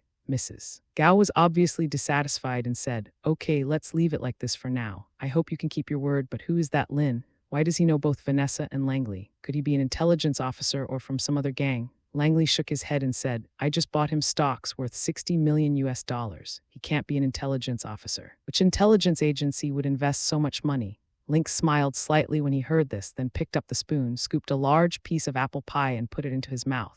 He played cards with Tony Stark again a few days ago and won $30 million in just a few hours. How could such a person be an agent? Mrs. Gao nodded slightly. What Langley said was right. No intelligence agency would spend so much money to send an undercover agent in. Fisk also said, I met him in Las Vegas when I was discussing cooperation with Mrs. Alexandra, so there's no problem with him and there's no need to worry. Besides, I'll take care of things. The three of them then dispersed. Link finished his apple pie, drank the milk, then drove and quietly followed Mrs. Gao. Mrs. Gao, one of the 5 fingers of the hand, is Link's focus. First, he has to determine the location of her drug factory in Hell's Kitchen, then try to record it and discover the secrets of the hand. Then the mission is completed. He doesn't need to follow closely behind. He can just track beyond visual range so that no one can discover him. We found Mrs. Gao's factory very easily. She cared a lot about this place and would still come here even at night as if she lived nearby. The old lady was leaning on a cane and walking with difficulty, but Link did not dare to underestimate her. This was also an old monster who had lived for hundreds of years. Link parked the car far away, then walked closer and observed carefully with X-ray vision. This was a warehouse with high ceilings. Link jumped directly onto the roof, then hung upside down on the edge and took pictures of the scene inside with a micro camera. At the same time, he listened to Mrs. Gao's movements. However, Mrs. Gao obviously had no intention of contacting Alexandra. She came back in the evening to ship the goods tomorrow, not simply to show her concern or not. Link jumped down directly and landed silently. Then he left quietly, monitored remotely for a while, and then started the car and left. When he got home, Jessica had already gone to bed. Link went into the cloakroom, took off his clothes, went to the bathroom to wash up, then slowly went to bed and fell asleep. The next morning, Jessica woke up and saw Link lying beside her. She felt relieved and got up and went to the kitchen. She bought some kitchen appliances, took out the bread slices and put them in the toaster, and then took out vegetables, ham, peanut butter, etc. from the refrigerator when Link got up. There were already sandwiches and hot milk. Jessica looked at him with a sweet smile, and Link began to eat with big mouthfuls. This tastes pretty good. After all, it's the flavor of the sauce that you're actually eating. Link gave a thumbs up to indicate that it tastes good as a sign of encouragement. Then Link took out a check and said, "I won it yesterday, but there were some problems with the game yesterday. It wasn't my problem, but there were some problems between Mr. Fisk and his partners. The atmosphere wasn't very good, so it was a little awkward at the end. This was funded personally by Mr. Fisker. We'll go to the bank to cash it out and then buy the car." "No problem," Jessica asked. "No problem. Mr. Fisk is just concerned about Vanessa, but I don't know much about this." Link said, "I am just participating in the game. Their problems have nothing to do with us." "Okay, I'll go wash up." Jessica turned around to wash up. Link finished his breakfast, washed the dishes, and went to get dressed. The two went to the bank, and after cashing the check, Link opened an account for Jessica, deposited the money into her account, and prepared a checkbook. The two then went to the car dealership, and Link took a fancy to the 7th-generation Rolls-Royce Phantom. The main reason he chose this car was because Jessica couldn't drive. When establishing a charitable fund in the future, as a manager, Jessica must pay attention to identity and status. This is a car suitable for sitting in the back. Jessica readily agreed, and Link placed the order directly. After paying the full amount, all he had to do was wait. There was no rush anyway, but he could look for a driver in advance. It is not easy to hire a driver. It's not that no one wants to apply for this job, but it's not easy to find one that meets your requirements. Of course, the most critical issue is trust. Link placed a job advertisement in the newspaper. The advertisement did not mention the salary, but the requirements were very strict. The applicant had to not smoke or drink, have vehicle driving and maintenance experience, have certain combat capabilities, and be able to protect the employer's safety, etc. There are too many requirements, but there is no mention of salary. People with real abilities should be able to come out, and the salary will not be low, but some short-sighted people are dismissive. Link only left his phone number, but not many people called, so Link would ask a few questions on the phone, especially about the other party's resume, and then search in the SHIELD database. SHIELD database is very large, and it can even use the FBI and CIA databases, so these people cannot escape Link's review. Some of them are capable, but they have some bad pasts, so Link simply passed them up. Anyway, the car will take 2 months to arrive, so he is not in a hurry. The key now is how to keep an eye on Mrs. Gao. Now we don't have to follow Langley Osley's line, and we don't have to follow Wilson Fisk's line either, as his affairs are not within the scope of SHIELD management. Link called Cowlson. "Cowlson, I found out who's behind Fisk." "Oh," Cowlson perked up. "Who is it?" "Alexandra Reed appeared in my previous gambling game in Las Vegas. A few days ago, a Chinese woman named Gao appeared in the poker game organized by Fisk." Link said they should be from the same organization, but Alexandra doesn't show up often. According to Fisk, she doesn't like to appear in public. "This woman gives me an unfathomable feeling. As for that Madame Gao, she has a drug-making factory in Hell's Kitchen, and she has formed an industrial chain with Fisk and others. According to the evidence previously hidden by Langley, they used United Construction Company to launder money, but the acquisition of the property rights of Hell's Kitchen is also true. There are some strange things about this matter, and I haven't found out the details yet. I will focus on Mrs. Gao next. Fisk's problems are normal criminal problems." Cowlson listened carefully. He didn't expect Link to have figured out the whole situation so quickly. Of course, there was still one last link that had not been uncovered, which was what the forces cooperating with Fisk were going to do. Most of the funds come from the island countries. "Aren't there people from the island countries?" Cowlson asked. Link said, "I haven't come into contact with her yet, but if I keep an eye on Madame Gao, I should be able to find her. After all, I'm alone." "I understand. Keep working hard and try to find out their ultimate goal." Cowlson encouraged. Link was right. He was just one person, but this is also the director's intention. Characters like Hawkeye and Black Widow act alone and have strong operational and intelligence-gathering capabilities. Link directly became a level 6 agent because the director intended it to do so. Nick Fury is obsessed with seeing if he can become as good as Hawkeye or Black Widow and become a member of the Avengers in the future. He had proposed a plan before, but it was rejected by the World Security Council. But why would this guy give up? just like he secretly established safe points and bases and embezzled Hilds funds. Nick Fury was essentially frightened by the Kree fleet. Coulson turned around and reported Link's discovery to Nick Fury. Nick Fury's remaining eye lit up. This was another large sum of money beckoning to him. Very good. Lynn's intelligence gathering ability is good. Nick Fury was very satisfied. By the way, the previous operation was not exposed, right? No, we did it in secret, and the funds have been transferred into a secret account.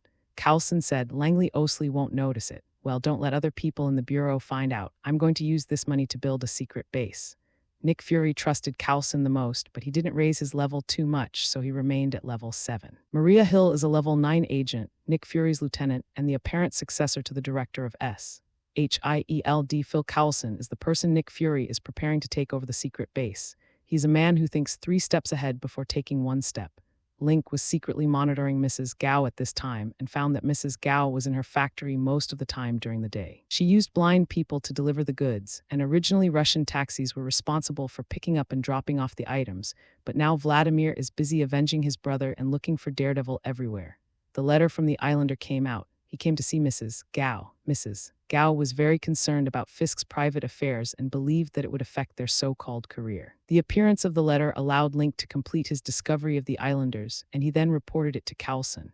Coulson was very satisfied, but Link was alone and it was difficult for him to split himself. He was considering adding more manpower, but at this time Link discovered that Mrs. Gao had gone to see Alexandra. Link took a set of radio equipment and monitored it from a distance in the car. This is a long-range radio device that can be used for long-distance eavesdropping. Alexandra was feeding pigeons in a square, and Mrs. Gao sat next to her, a little in awe of it. The conversation between the two made Link happy because the mission was accomplished. The reason why the Hand and the Society fully support Fisk is simple. They are looking for dragon bones. The 5 fingers of the Hand and the Society are all old monsters who have lived for a long time, and the secret of their longevity is dragon bones. They can even use dragon bones to resurrect the dead. However, after hundreds of years of consumption, the dragon bones they had were running low, and based on the clues they found, there should be a complete dragon skeleton under Hell's Kitchen in Manhattan. Therefore, they need to acquire a large amount of property rights in Hell's Kitchen. They buy it not for development, but for digging downwards. The keel is buried very deep and is very large. They need to dig deep and do it in multiple locations until they find the keel. Alexandra's body was a little weak, so they were very anxious. Even if Fisk had a girlfriend, they thought it was a waste of time. Link organized the recording and sent it to Coulson. Coulson was stunned for a moment after listening to it and then called Link. Link, is this true? Coulson asked. It should be true because there is no problem with the logic. The only question is whether it is really possible to live forever. However, it is best to keep this news secret, and even the Bureau should not spread it. Link reminded, if too many people know about it, the world will go crazy. The temptation of immortality is too great, especially for politicians and capitalists. They will do anything to achieve it. If the keel is under Hell's Kitchen and is very large, Hell's Kitchen will collapse after it is dug out. After Link finished speaking, he was thinking about something else in his mind. If Coulson was really killed by Loki in the future, could he be resurrected through dragon bones? He was not sure whether he could save Coulson. After all, he was reluctant to expose his strength. He just told Nick Fury about the dragon bone and let him think about it himself. However, he doesn't care whether Hell's Kitchen will collapse. Link is not a saint, and it is not his responsibility to care about the lives and deaths of so many people. After listening to this, Coulson immediately understood the seriousness of the matter. Very good, don't mention this to anyone. Be sure to keep the original recording and don't make any copies. Understood, I'll wait for your news. Link hung up the phone. He didn't have much to do at this moment. Then look for the purple man. At night, Link came to the rooftop and lay on the lounge chair with Jessica holding a glass of wine. Link smoked a cigar, quietly enjoying the night view, and he turned on his super hearing. Make every effort to collect information. It is not difficult to collect information about Purple Man. After this guy has the ability, he eats, drinks, and has fun everywhere. In addition, he will also look for extremely outstanding women and then control them. Therefore, as long as you know a guy who likes to give orders at will, Link hears a lot of things at this time, which requires his super brain to analyze. The Purple Man always goes in and out of luxury hotels, restaurants, apartments, and other places and leaves after staying there for a day or a few days. He knows his own shortcomings, and when others are not paying attention, he is invincible. But for a sniper, one bullet can kill him. A lot of things happen in New York every day, and there are many accidents, so the Purple Man has never been noticed by anyone, and Link himself is not sure whether he will be controlled by him. Jessica watched as Link closed his eyes and did not bother him, lying on the recliner and admiring the night sky. She had been studying and training lately. The progress is still good. She used to be too rejecting of her own abilities. It would have been better if she had trained earlier. Link continued to eliminate targets, and soon he locked onto the purple man's location.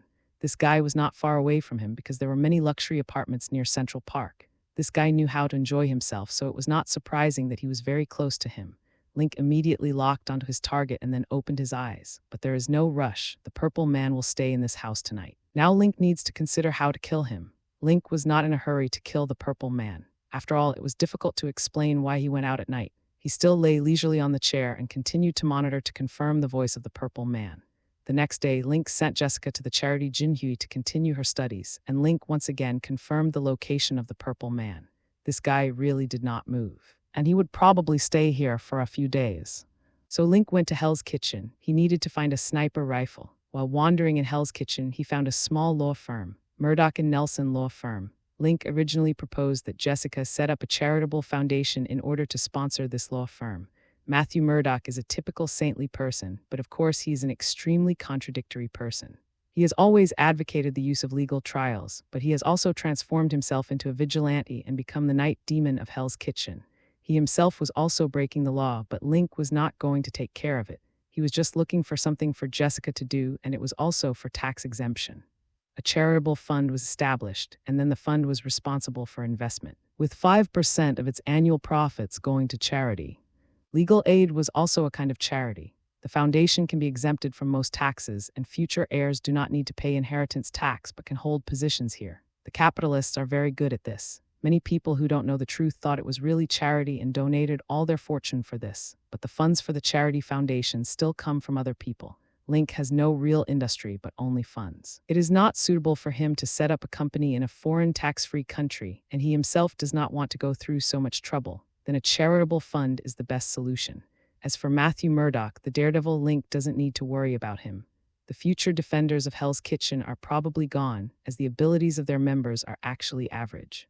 For example, Matthew Murdoch is basically an ordinary person, but he has super hearing and super sense of smell, and his fighting ability is trained. His strength is not as good as Hawkeye and Black Widow. Especially since this guy has a principle of not killing, he is not within the scope of recruitment by S.H.I.E.L.D. Jessica Jones' trajectory is similar. Although she has super strength and jumping ability, she has no fighting skills. She relies entirely on her brute force to achieve her goals and cannot be compared with Captain America.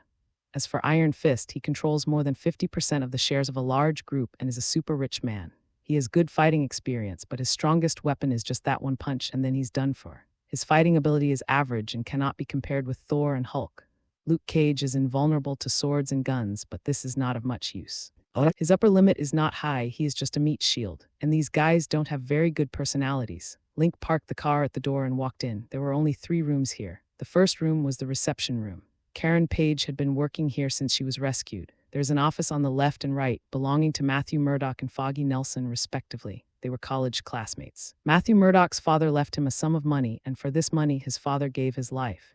Matthew Murdoch used the money to set up this law firm to help the weak. Most of the cases this guy accepted were free of charge. "Hello, sir, do you have a case to commission?" Karen Page stood up immediately when she saw Link's clothes. This man should not be short of money, but it was too late to think about why he came here. He must be short of money now. Link smiled and said, "No, I heard that this law firm often provides free legal aid, so I'm very interested.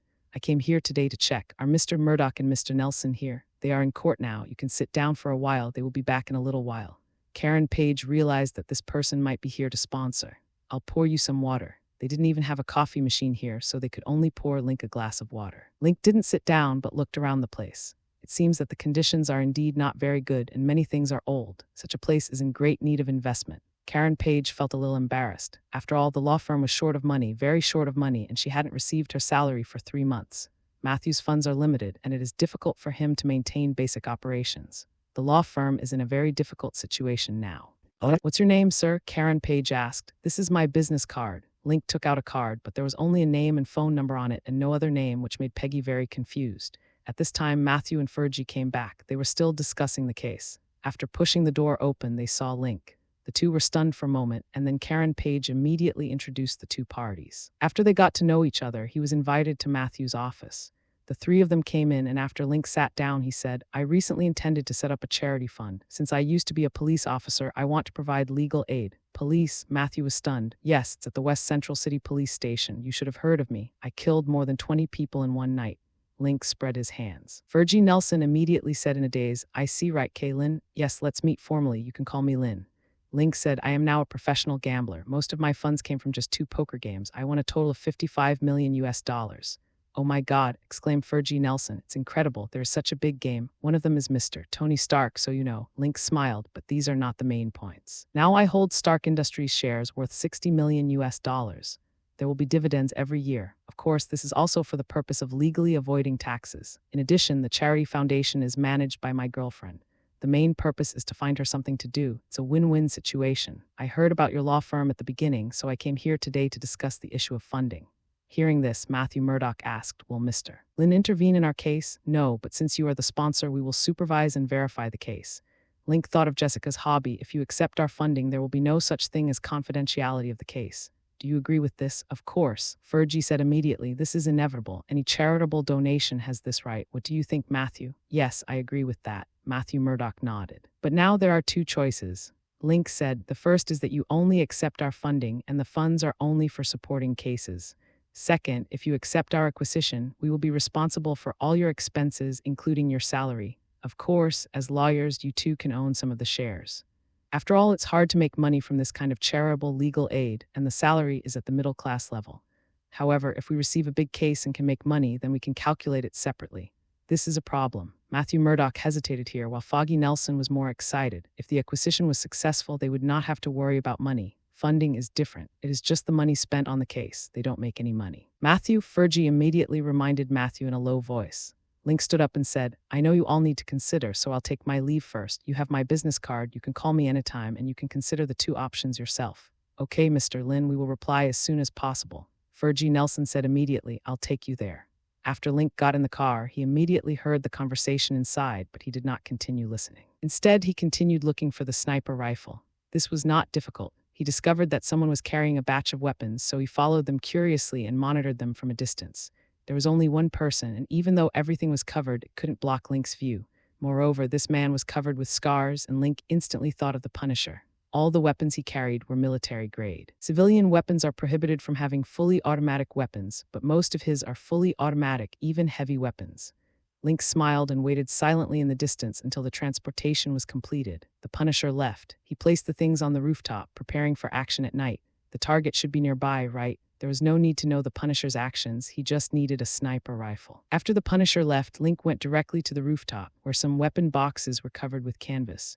Link only opened the one containing the sniper rifle and looked inside. It was a Beret S50 sniper rifle that used 12 7x 99mm caliber bullets. After seeing this kind of bullet, Link laughed. The purple man was dead. He simply closed the box and wrapped it with canvas. He checked to see if there was any surveillance around, and then just picked it up and left.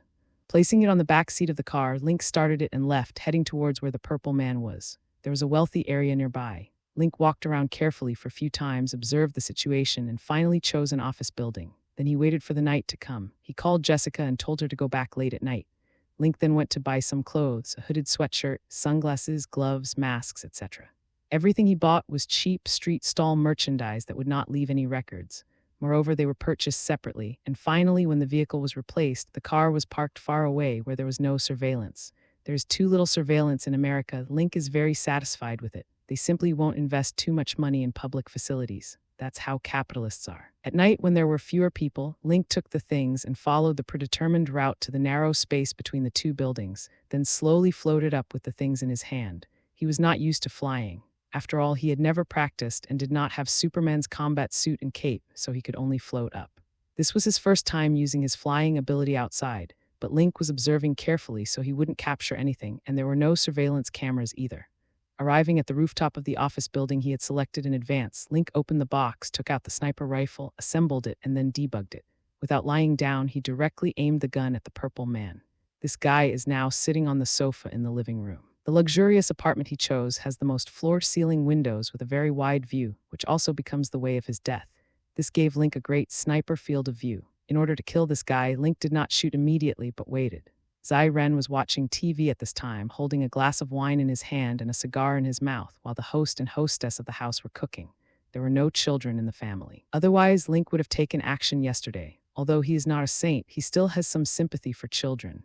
Dinner was ready. The purple man stood up and walked towards the dining table beside him, and Link was waiting for this opportunity and pulled the trigger directly.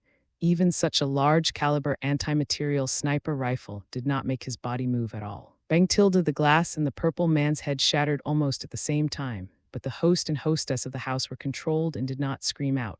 They still stood by the dining table, waiting for the next instruction.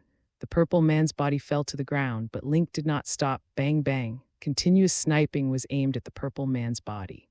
After all the bullets were used up, Link threw the sniper rifle to the ground, then jumped down directly, turned around and left after landing. The remaining problems are no longer his, and the abnormality of the host and hostess should attract some attention.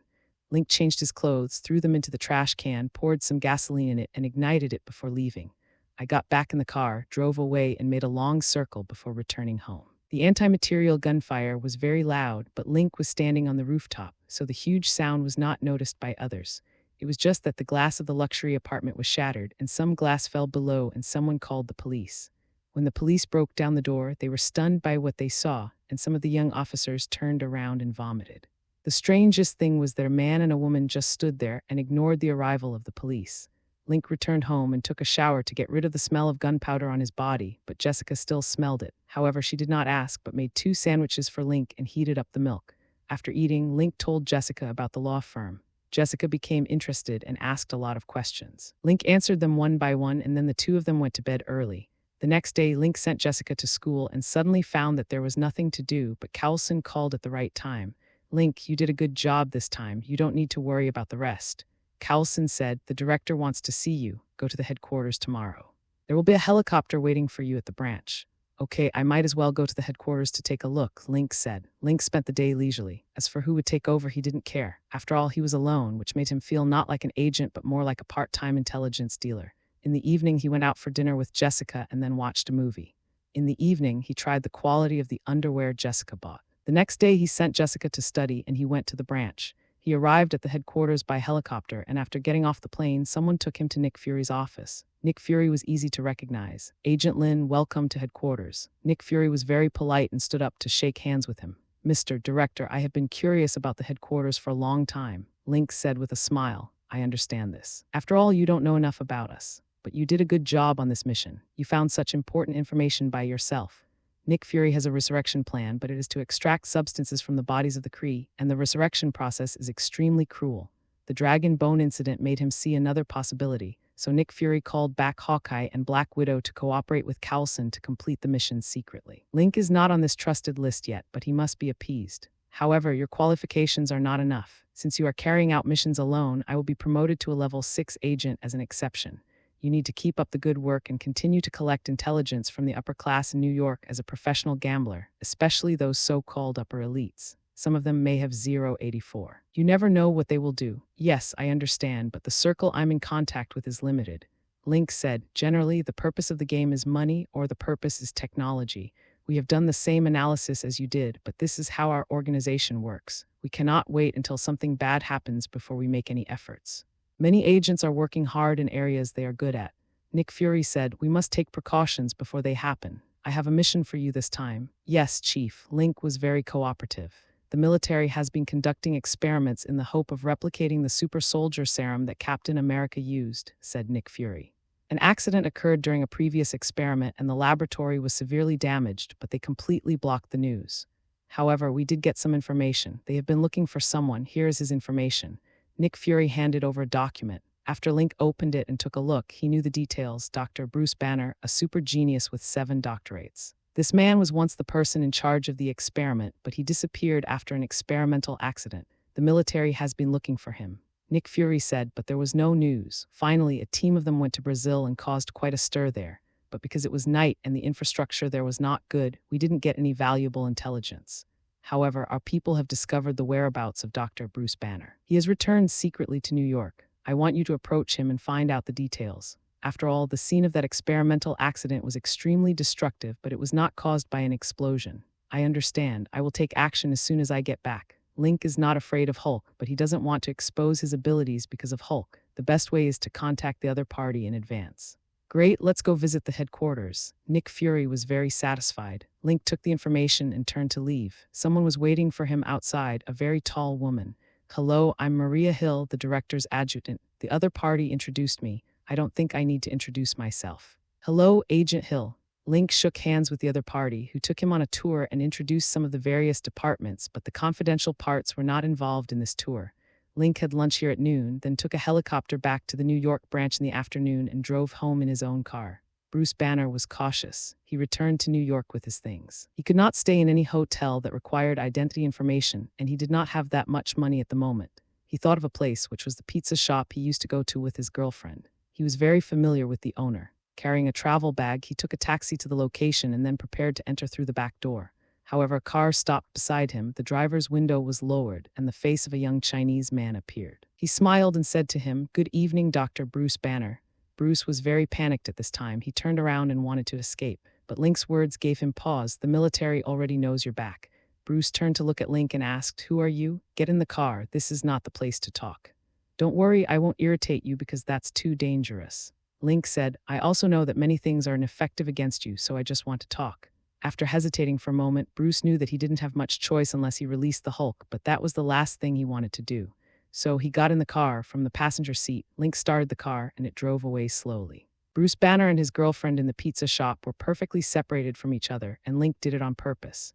This kind of love between young men and women is the most unacceptable. Let me introduce myself. My name is Link. You can call me Lin. I'm with the Strategic Homeland Defense, Attack, and Logistics Support Agency. Link followed Phil Coulson and the others and said his full name directly. Bruce Banner was confused. What is this for? Homeland does not refer to America, but the entire Earth. We are a line of defense for the Earth. Link said, "This is a global organization managed by the World Security Council and funded by countries around the world. It is a joint organization." "How is that possible?" Bruce Banner didn't believe it. "If there is such an organization, why is there still war? You don't understand everything. What we are defending against is not the war on Earth, but the alien civilization. In view of your special situation, I said that the alien civilization that people have always been puzzled about does exist." Link said. Bruce Banner didn't expect to hear such an explosive thing today, but he still believes it. Link didn't explain too much, but drove directly to an open place, invited the other party to get out of the car, and then took out some food and drinks from the trunk. "I believe you haven't eaten yet. We can talk while we eat." These were the pizzas purchased, 2 large pizzas in total and 2 cups of Coke. Link asked, "Do you want me to taste it first?" "No need." Bruce Banner took a box directly, put it on the hood of the car, opened it, and started eating. Link opened another box and ate pizza while saying, "We roughly understand something. The military announced that it was an experimental accident, but the damage at the scene was not caused by an explosion. And then they hunted you down and we guessed something. I guess the experiment was successful, but not that successful, right? Yes, I became a monster with great destructive power, and it is out of control." Bruce Banner said, "Do you want it now? As far as I know, we don't have any experimental projects on super soldier serum."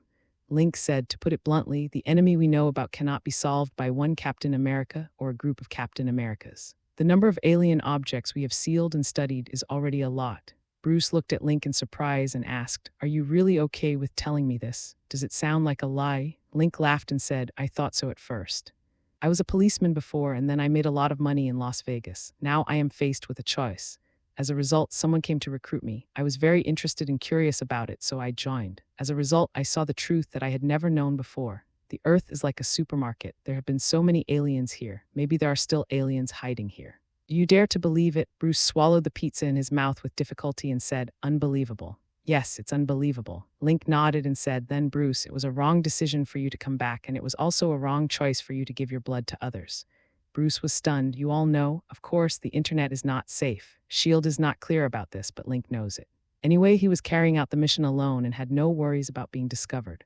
Facing Bruce Banner, his psychology was most useful. "And your Mr. Blue cloned your blood and conducted many experiments." "Impossible, how could he?" Bruce was stunned. He hadn't thought of that. He promised. "A crazy biologist. You are also a researcher. How do you know he won't do this?" Link said sarcastically, "He can win a Nobel Prize for this. Why doesn't he do it?" Bruce was silent for a moment, then said, "No, he must destroy the blood. Don't worry, someone will do it."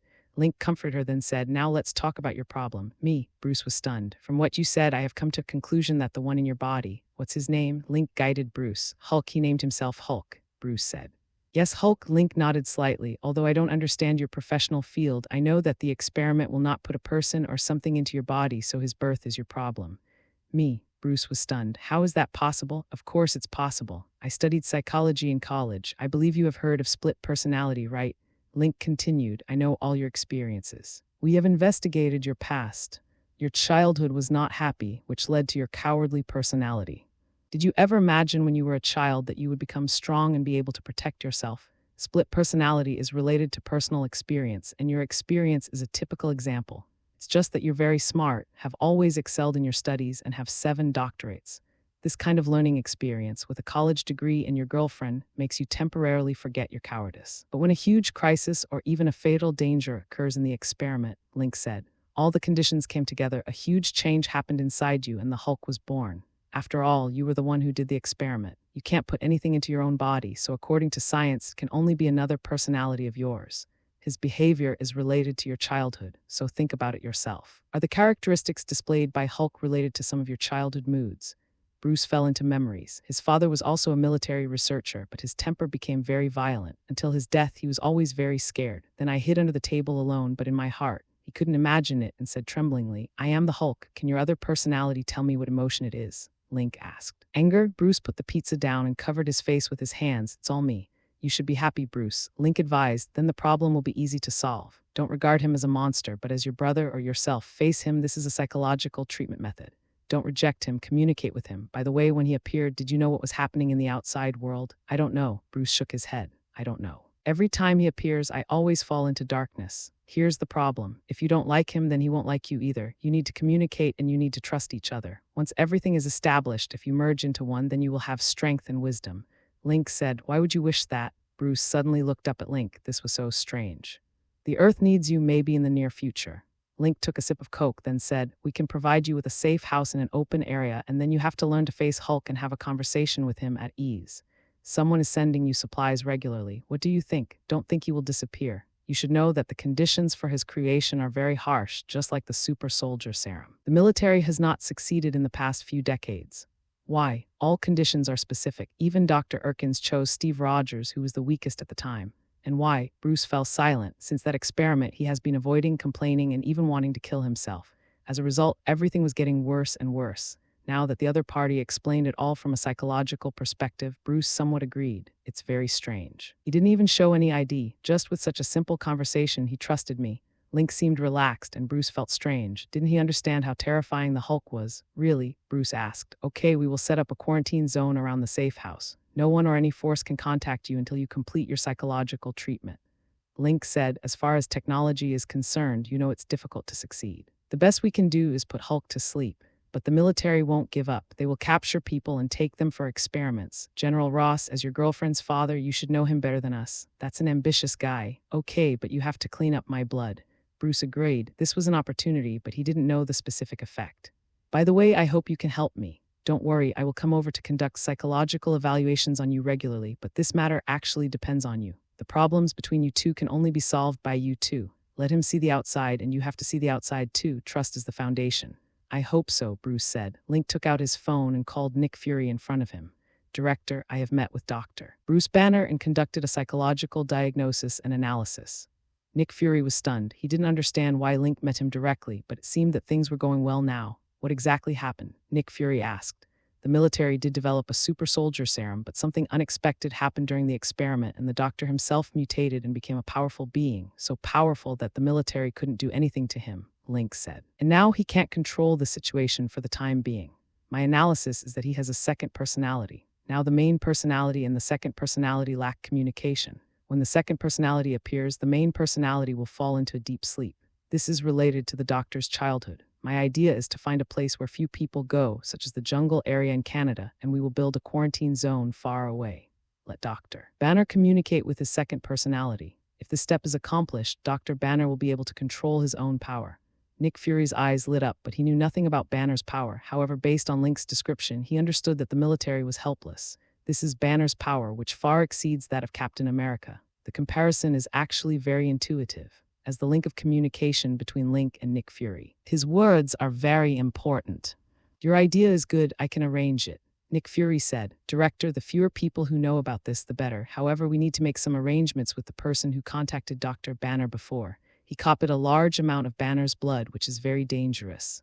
Link said someone drank a drop before and it made an old man extremely powerful. This is too dangerous. I think you should go out in person and destroy all of this copid blood.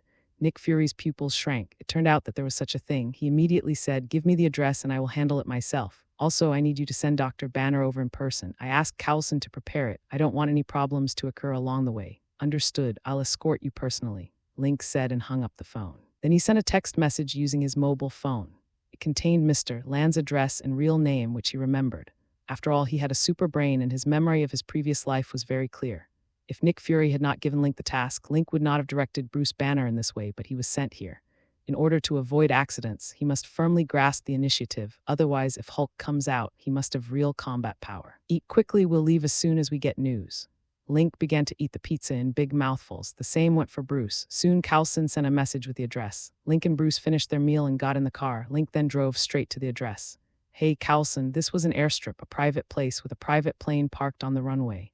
Lynn, you've done an excellent job. The director has already led people to take action. I believe the blood will be destroyed soon." Coulson then turned to Bruce and extended his hand. "Hello, doctor. I've read your information. You are a genius. I'm nothing now." Bruce was not in a good mood. "Don't worry, Lynn is very good at psychology. He has never lost in any card game. He is good at analyzing the psychology of various people."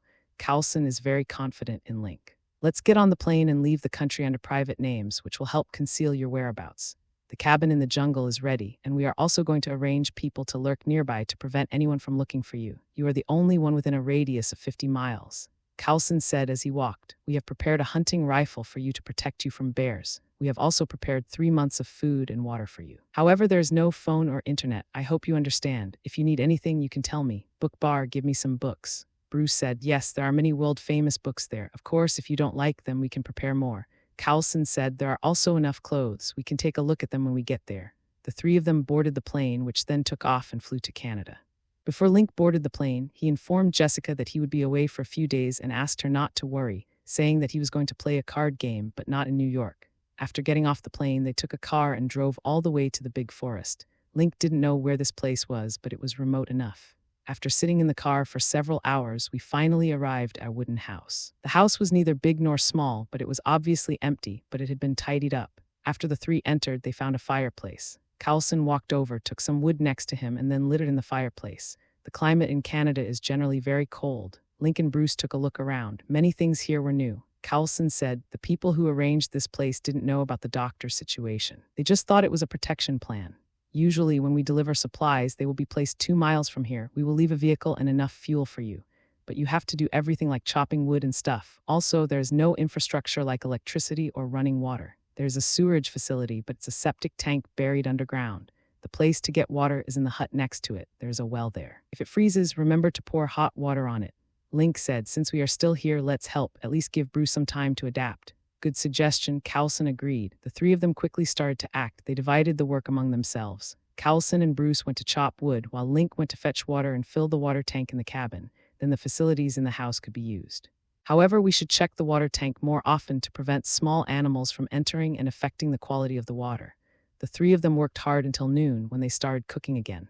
After eating, Link and Coulson said goodbye. Bruce stayed here. He was a little nervous at first, but he got used to it after a few days. There was indeed no one here. He would read a book by the fireplace at night and then go to sleep. He would get up in the morning and go out for exercise. He then tried to communicate with Hulk, who ignored him at first, but Bruce had nothing to do here and felt very safe without having to worry about the military coming. "My mentality was very stable at this time, so I continued to try. After half a month, I was able to communicate with Hulk. It was a wonderful feeling." It was only then that he realized that Hulk was very similar to himself when he was a child, except that he was more angry inside. Link did not go home directly, but went to Las Vegas, won a small amount of $5 million US, and then returned home. After all, he told Jessica that he was going out of town to participate in a card game. If he didn't bring the money back, then Jessica would be worried. In the following period of time, Link actually had no mission, or rather, he continued to carry out his previous mission of gathering intelligence, wandering around in some card games, making friends with upper-class people in New York, and expanding his network of relationships. It's hard to say about this kind of thing. In terms of intelligence, it's like sitting back and waiting, and there has been no movement from Hell's Kitchen. Have Coulson and the others taken action yet? Why is Jin Bing still so lively and in love? Why is he and Daredevil still fighting back and forth? The Punisher did not take any action for the time being. It was probably because he was scared and retreated when his sniper rifle was taken away by him. The New York police are conducting a thorough investigation into the Purple Man's gun case. They have definitely found the sniper rifle, but no other clues were found at the scene, so they can only search for the source of the sniper rifle. The Punisher probably knew it. Link paid attention to it for a moment and then ignored it. It was not easy to find him or even impossible. That day, Link received a call from Karen Page inviting him to meet.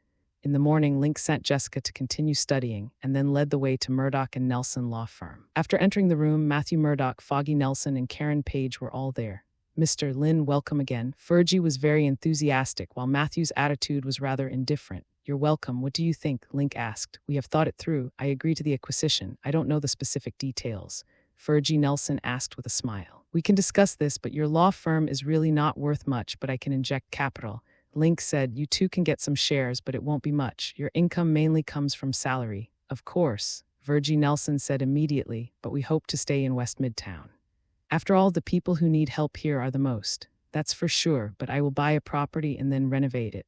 Link said, "After all, it's impossible for there to be only two of you lawyers and a receptionist. The law firm will then be put under the name of charity fund. We run our business as a normal law firm, but we receive a charitable fund every year to provide legal aid to the poor. The various procedures will take some time, so for now I will make the purchase in my personal name and then include it in the charity fund after it is established." Matthew Murdoch asked, "Can it be stated in the contract?" "Of course, that's for sure." Link nodded. "You guys will be responsible for drafting a contract, and I'll give each of you 5% of the shares. The salary issue will be discussed after the contract is signed. I will pay $300,000 for the acquisition and inject $1 million into the company without diluting your shares. After the charity fund is established, the legal affairs of the foundation will be handed over to the law firm. Even if the law firm does not make money, I believe that you two will not lose any salary and commissions." Fergie Nelson was very happy. With a charitable foundation behind them, they had the capital to make a living and no longer had to worry about money. Drafting a contract also takes time, so Link took his leave temporarily and will bring his girlfriend over in a few days so that both parties can get to know each other. In order to set up the foundation, Link went to Langley again and asked his accounting firm to cooperate with his lawyer. For the time being, Link still used the previous lawyer. "When I got home in the evening, I told Jessica about everything." Jessica was very excited. This was a career instead of staying at home all day and being a housewife. She is learning very quickly now. She's a very smart woman. She studied at the charity foundation introduced by Tracy and understood its operation, which is actually not complicated. Link doesn't have much money, and his annual income is also limited. Taking out 5% for charity actually doesn't really mean much in terms of funds. She didn't know at this time that Link had plans for Stark Industries stock in the future, and the scale of funds would definitely increase, but it did not seem to be large at the moment. It was just a small law firm, so there was no trouble, and she was fully capable of running it now. She and Link had an enthusiastic conversation, especially about the review of funding cases and the need to use limited funds on those who needed them most. "Hello, I saw the recruitment news in the newspaper. Link has signed the acquisition contract, and the first installment of the acquisition funds has been paid, $300,000. After all, the law firm has no fixed assets or entrustment contracts, and the office facilities here are worthless. With the subsequent investment of $1 million, Link also needs to look at the real estate in Hell's Kitchen and prepare to acquire a small apartment and then renovate it. The housing prices in the United States are very peculiar. They are calculated based on the community. Under the overall environment of Hell's Kitchen, the real estate here is extremely cheap. The property tax is also very low because the people here are all poor, and the housing prices in the entire area cannot go up. The people here also do not agree with the increase in housing prices because an increase in housing prices means an increase in property taxes. The difficulty in Wilson Fisker's acquisition lies in this. The acquisition price is not enough for the people here to move to another place, and if they move to another place, the property tax may increase. This property tax has to be paid every year, and the annual difference ranges from several thousand US dollars to $10,000, which is a huge burden. If Link wants to acquire the restaurant, he will also encounter this problem, but the location he chose is on the edge of Hell's Kitchen. He must consider the issue of future employees. Foggy Nelson grew up here, and Matthew Murdoch wants to be a hero here, so the two of them dare to come. But what about everyone else? Therefore, the best location is at the edge of Hell's Kitchen, which is close to Hell's Kitchen and relatively safe. Otherwise, if employees work overtime at night and cannot find a taxi to go home, that would be a problem. It's not that there are no big buildings here, but the rent is relatively too expensive. It would be better to buy a small apartment and renovate it. You have to know that this was originally a gathering place for Irish workers, so the Irish gangs were the most powerful in the early days. The earliest document that can be traced back to the New York Times in 1881 was a reporter who came in under police escort to cover a homicide case. However, the name Hell's Kitchen was too derogatory, so the official name was finally determined to be the Clinton District, which is West Midtown. This place is close to Broadway, and many people who pursue art come to New York. Since they don't have a fixed income, many people also rent houses here because the real estate here is cheap enough. Wilson Fisk wants to rebuild this place, but the resistance he will face is understandable, as the people here do not have the ability to pursue a better living environment. Once this place is completely acquired and rebuilt, the price difference will be huge and the benefits will be tempting. Yes, so when can we meet? Link asked. Anytime, the other party said. Then at 2 p.m. in the afternoon, Link suggested a coffee shop near his home and the two agreed to meet. Soon, at 2 o'clock in the afternoon, Link arrived a few minutes early, found a seat, ordered a cup of coffee, and then took out a cigarette to smoke. At 2 o'clock on the dot, a black man pushed the door open and walked in. He looked around and walked straight to Link's position. Is this Mr. Lin? Yes, it's me, Mr. McCall. Link stood up and shook hands with the other party, then they sat down. What would you like to drink? No need, we can start the interview directly. The other party did not order anything. So how was Mr. McCall's driving experience? Link asked. The Rolls-Royce Phantom I ordered will arrive in a month. Shouldn't be a problem. I've been driving for many years and am familiar with all kinds of vehicles. Also, I was a soldier when I was young. I have certain fighting abilities and can use firearms. The other party spoke very calmly. Link nodded slightly and asked again, do you have a criminal record? No, McCall shook his head. Very good, give me your ID and I'll check it out. Also, let's set off now. You drive my car first and we'll take a ride around. Link stood up and took out the money to put under the coffee cup. The two men walked out and got into Link's car. Link's Mustang was very powerful, but the other party started it very smoothly, and he knew the performance of the vehicle very well. It's obvious that he's a veteran as he drives around the streets of New York. He understands all the signals and signs and obeys all traffic rules.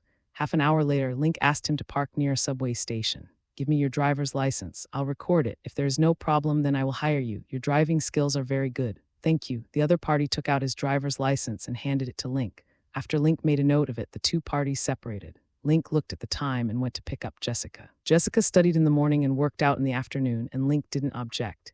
His girlfriend's figure was getting better and better, so he was naturally happy. After picking her up, he went to have dinner and then returned home.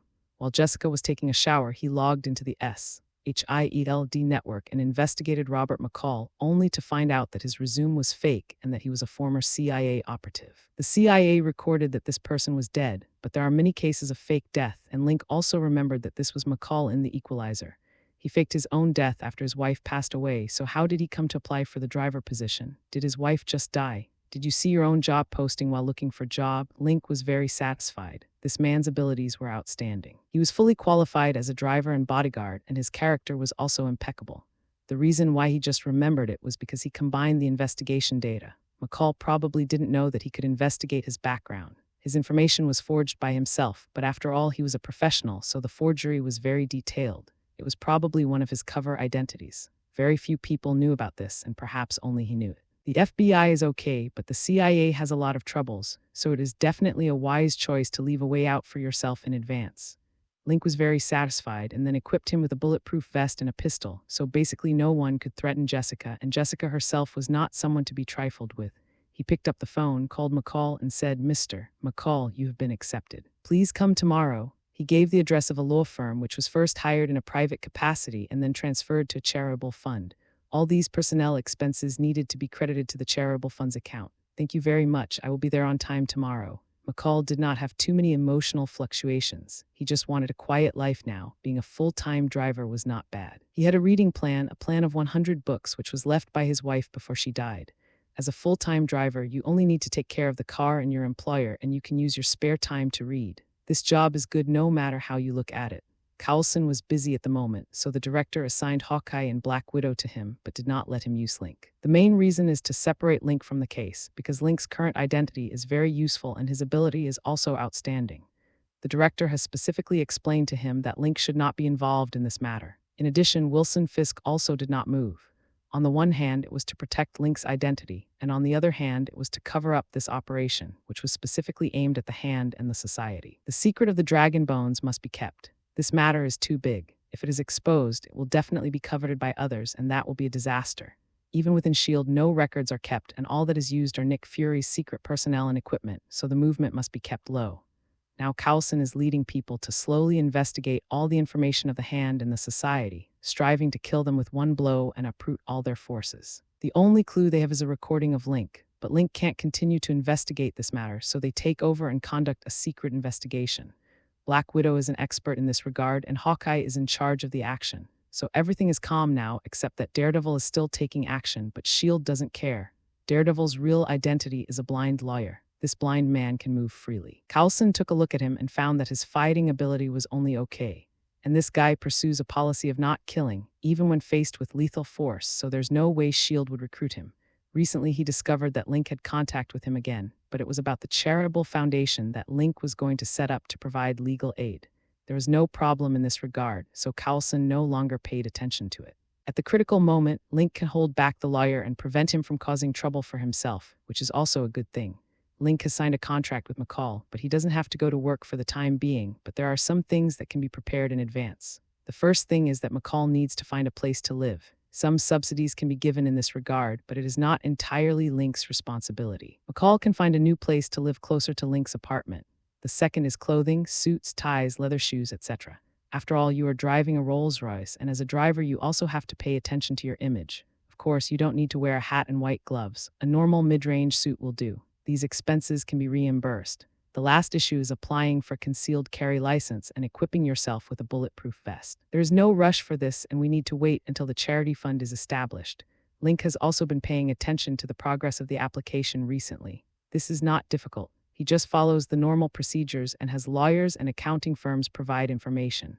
Link owns shares of Stark Industries worth $60 million, which is not a small amount of money. The annual dividend of 5% can be found in Stark Industries' quarterly profit report, which is public information that can be found. As a listed company, the profit report cannot be hidden. The scale was not large, so the process was completed quickly. Then Link rented an office in a not-so-large office building near Hell's Kitchen. There is no need to rent a floor as large as this. On the one hand, there is no need for it, and on the other hand, there is not enough money. It is only a quarter of a floor, shared with other companies. Link did not choose a high floor, but is located on the third floor of the office building. I brought Jessica here and also people from the decoration company to replan the place. One is the office of the foundation manager, Jessica, and there is an outer room, which is the office of her secretary. There must be meeting rooms, finances, legal affairs, personnel, front desk, employee cubicles, etc. Although small, it has everything. There won't be many staff members. After all, it is just a small foundation. Of course, if it expands in the future, we will naturally find a new location. Everything was slowly getting back on track. A month later, the ordered vehicle arrived and was parked in the apartment's underground parking lot.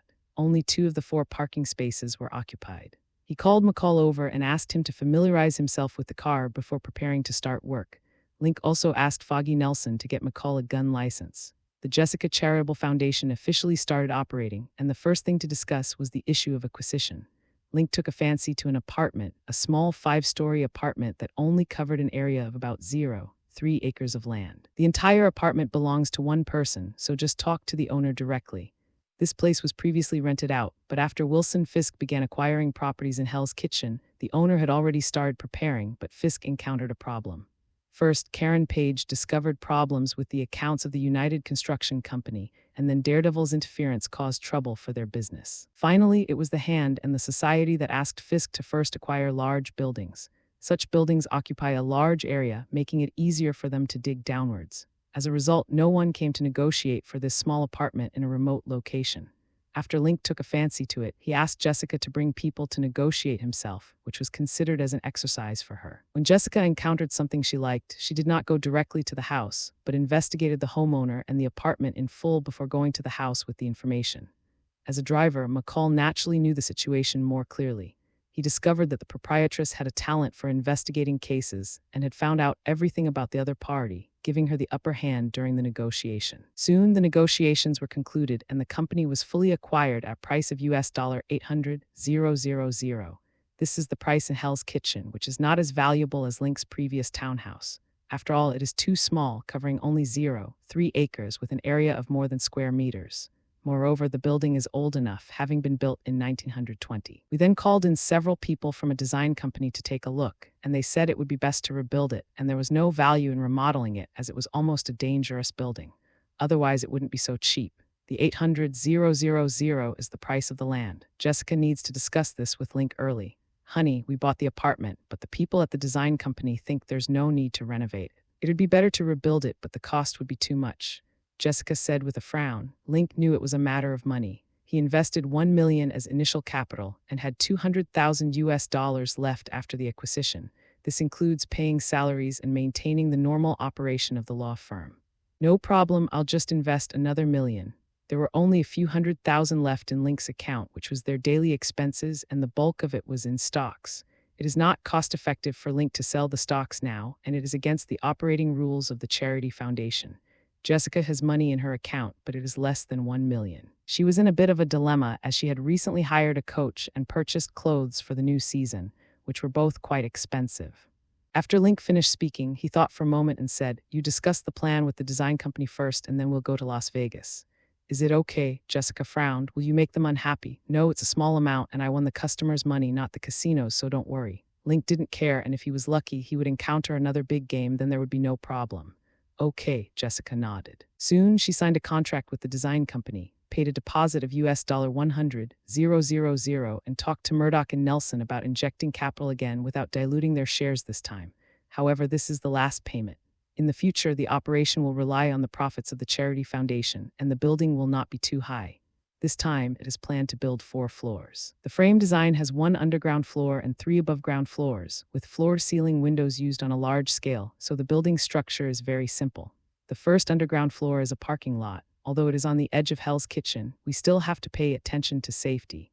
It is too easy for cars to get into accidents if they are parked outside, so we just built an underground parking lot. The ground floor is used as the reception area, where the front desk is located. It is divided into left and right areas. The left side is used for normal legal commissions, and the right side is the reception area for legal aid.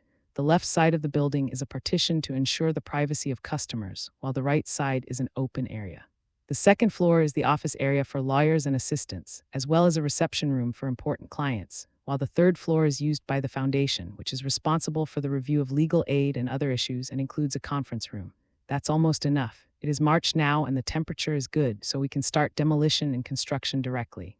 It will be completed in about 4 months. "Hey, Cowlson, haven't you taken any action recently?" Link called Cowlson. "You don't need to ask about this case. The main purpose is to separate you from the case and prevent Fisk from suspecting you."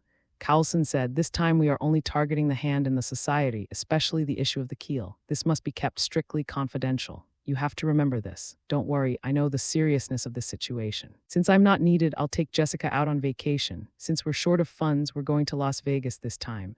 Link said, "Okay, that's fine. This way you'll be less suspicious." Cowlson then laughed. "You're just like withdrawing money. I can't help it. Who made me so awesome?" Link said, "But I have to change this time. I can't always go to the same place. Otherwise, if they really treat me badly, it will be troublesome. Just so you know, let me know if there's any problem." Cowlson gave Link some assurance. "Okay." Link then hung up the phone. Then he took Jessica off, and Tracy was very envious as she had recently found a boyfriend, but the situation wasn't good. After arriving in Las Vegas, Link investigated the casino hotels here and checked into another one. He spent most of the day at the swimming pool, where he experienced the fun of applying sunscreen to people. Then at night, he took Jessica to the casino and watched various shows. It was just like a vacation. Making money was secondary.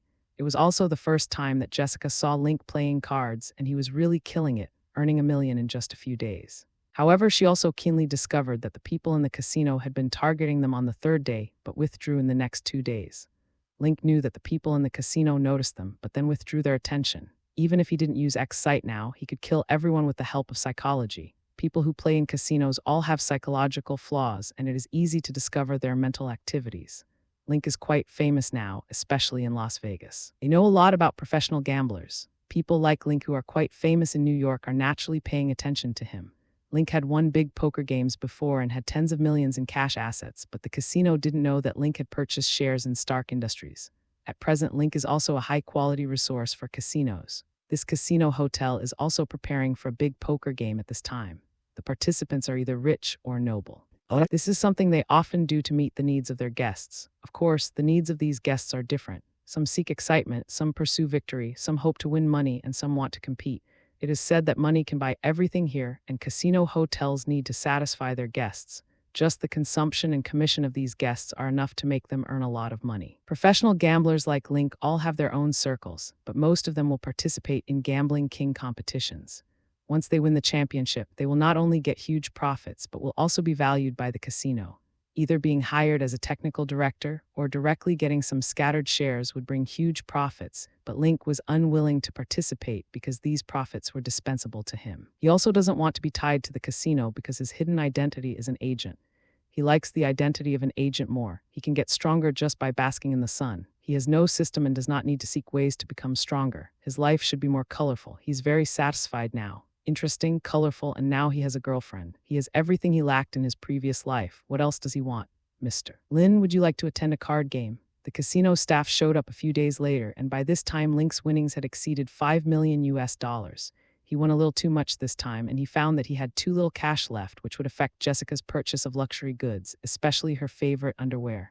Of course, but I wonder who will be attending, Link asked with a smile. It's not convenient to introduce their identities, just do your best, said the casino manager. Link raised his eyebrows, then nodded and said, no problem, exchange all the chips I deposited. By the way, what's the time? I'll ask someone to invite you tomorrow night at 8 o'clock. After saying this, the hotel manager turned and left. In front of them, Link still seemed very weak, but Link didn't care. These guys thought he was easy to control. And that was the best. In this way, there might be more big games looking for him in the future. Of course, if someone doesn't follow the rules, that's a good thing. I don't mind using SHIELDS resources. After all, I'm a level 6 agent. Jessica, who was concerned about the side, was wearing an evening gown and approached Link and asked, I don't feel well. Don't worry, someone is sending us money. Although they don't want to reveal their identity, it doesn't matter. Link smiled. At least they don't dare to move in the hotel. Jessica frowned but didn't say much. She knew from the beginning that her boyfriend was a professional gambler and it would be difficult to have a stable career. The next night, after finishing their dinner, the two returned to their room and changed their clothes. Link wore a custom-made suit and Jessica changed into an evening gown. Then the hotel staff arrived and invited them to the VIP box. This time, Link didn't have to wait. There were already 4 people waiting here. It was obvious that they knew each other and they must have something to discuss. On the semicircular table, Link took a cigar and a bottle of bourbon, then sat on the far right with Jessica. He observed carefully and found that there were 1 woman and 3 men present, including 2 old men, 1 black and 1 white, and 2 young people, 1 man and 1 woman, both white. Antonio, it's not too late to regret now, the black old man said with a smile. The white old man had a serious expression and said, Sloan, there are 3 of us, my children and I, and there is also a master hired by the casino. You may not be able to win. Okay, let's see how lucky we are. Sloan turned to look at the dealer. Let's get started. Link looked at the chips on his table at this time. There were 10 million chips. The casino had not mentioned it before, and his chips were not enough, so the casino replenished him with more than 4 million. Don't think they are kind, but they know they have the ability to repay. Link smiled slightly and smoked his cigar without saying a word. Jessica was very nervous and sat on Link's right side, but she didn't dare to speak for fear of disturbing Link. Link noticed it, patted her hand, and said, Relax a little. If you are tired, you can go to the side to rest and have a drink. It doesn't matter. This is the first time I see you play cards. Jessica forced a smile. It seems like I need to take you out to play more often in the future so you can get used to it. Link laughed. He acted as if no one was around, and the dealer had already started dealing the cards. The 5 people each put in $10,000 as a base bet. When the game started, Link found that the old man named Antonio and Sloan were the calmest. Antonio's children were also a little nervous. It seemed that they were going to use the gambling to do something. In the first few games, Link almost never followed the opponent, so he lost the game. His focus was on observing Sloan, who was the calmest one. Even Sloan's heartbeat didn't change much, although it did increase slightly when he was looking at the cards.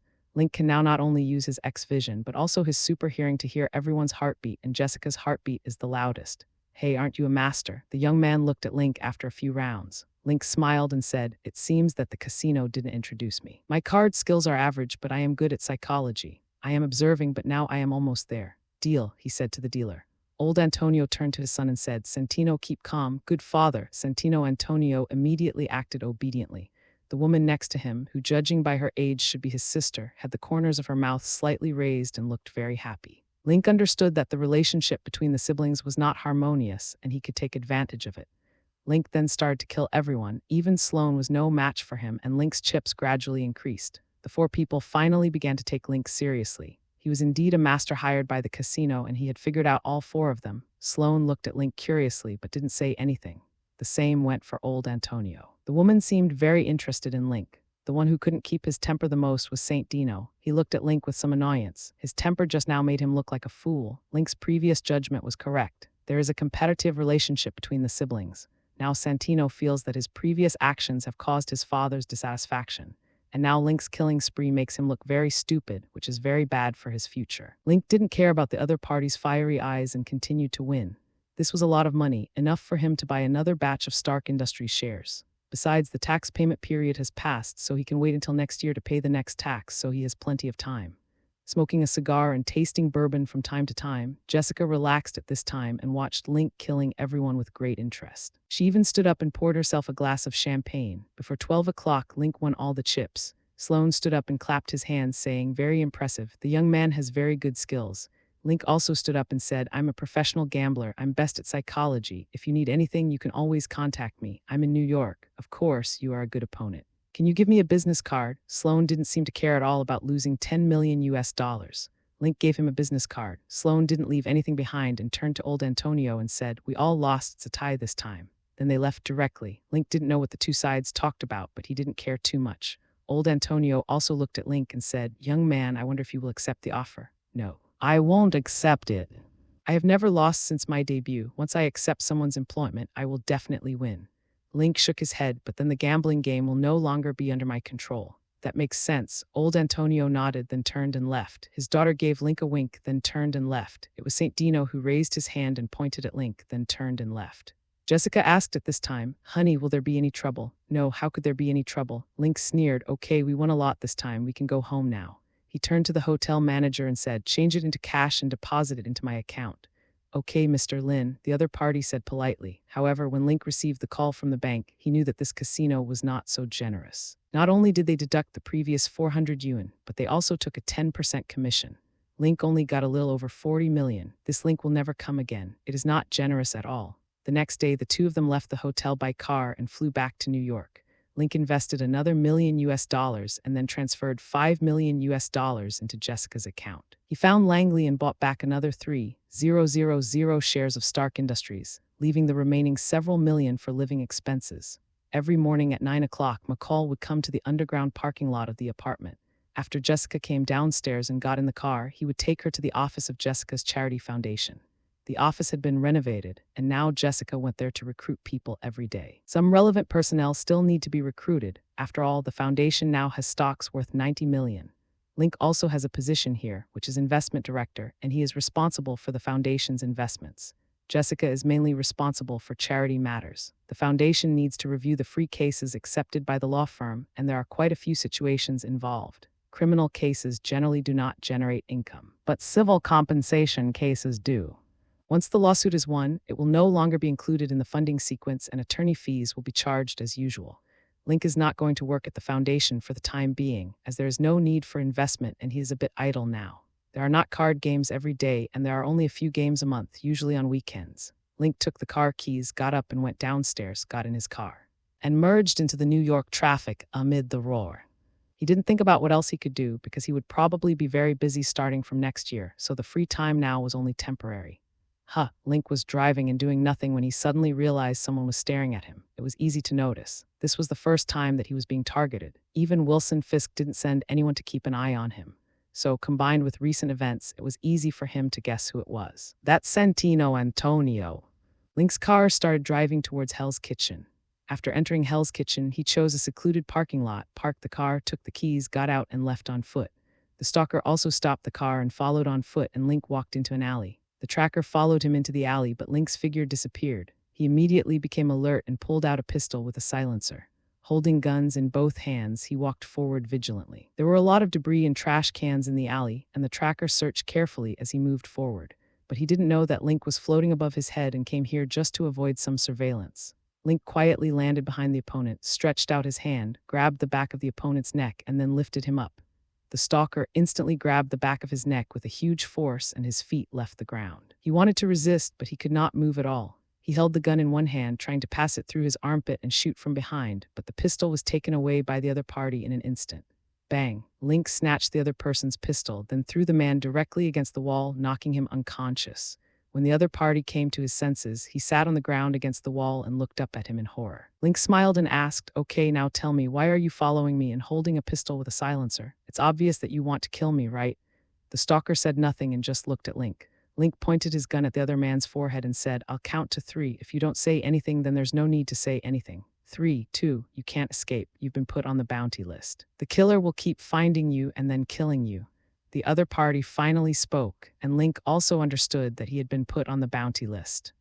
Curiously, how much am I worth? 300,000 US dollars. The other party did not hide it and then grinned, "You are dead. Where's the bounty on me?" Link asked, "I don't need to know the employer's name. I just need to know where the bounty is on me. How about that?" "Continental Hotel." The killer said, "Do you want to go?" Puff puff. Link fired 2 shots in a row and killed the man directly. Then he squatted down and searched. He found 2 spare magazines, some cash, and 2 gold coins on the killer's upper body.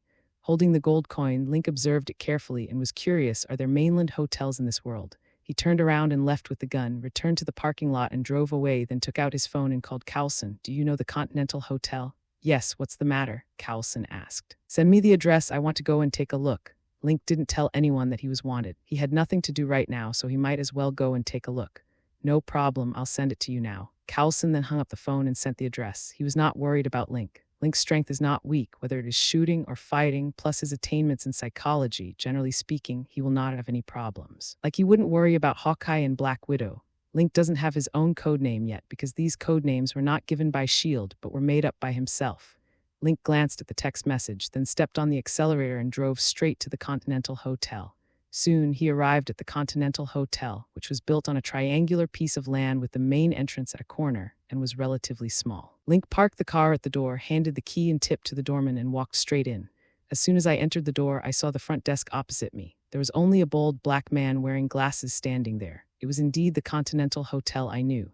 The front desk clerk was probably Charon, the right-hand man of Winston, the manager of the Continental Hotel in New York. Walking up to the front desk, Link asked, "How can I see your manager?" "So do you have an appointment?" Charon saw a stranger. He had almost no impression of ordinary people. After all, he had been working as a receptionist here for a long time. "No, but I think Mr. Winston would like to see me. After all, I should have been rewarded by you just now." Link grinned. "I need an explanation for this matter." Charon's pupils shrank. This was the first time a person with a bounty on his head came here and stood in front of him demanding an explanation. "Please wait a moment." Charon picked up the phone and dialed it. After a few seconds, the other party picked up the phone. "Sir, there is a guest who wants to see you." Oh, Winston was also stunned. This happened to him once before, but it was obvious that the other party had the confidence to do so. "Okay, bring him to the garden," Winston said and put down the phone. He was thinking about who this person was. After all, the daily reward was not small. Charon put down the phone and said, "Please follow me. Mr. Winston is waiting for you." Link followed directly, and the two soon came to the hotel's terrace garden. Winston was sitting at a long table, smoking a cigar and drinking tea. The sun was nice today. Link walked over and came directly to Winston's side, which made Charon very nervous. After all, the other party was not one of them and might not know the rules of the mainland hotel. However, Link did not do anything out of the ordinary. Instead, he opened the cigar box in front of Winston, took out a cigar, and then put it under his nose and smelled it. Good stuff. Link picked up the cigar cutter, cut the end, and then walked over to sit down opposite Winston. "Tell me, is this the reward offered by Santino Antonio?" Link took out a lighter and toasted the cigar as if this was his territory. Winston smiled and said, "You are a very courageous young man. No, it's you who are brave enough to offer a bounty on anyone." Link held the cigar in his mouth, lit it, and took a deep breath.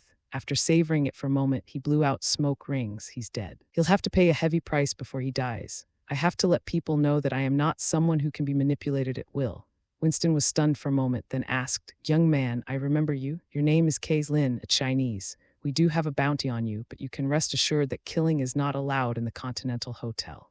But once you walk out of here, you can't say for sure." Link laughed, but then he continued to smoke his cigar, thinking in his heart whether he should use the identity of S.H.I.E.L.D. If you use this identity, it will undoubtedly be the easiest, but once you use it, you will not be able to continue your cover identity as a professional gambler.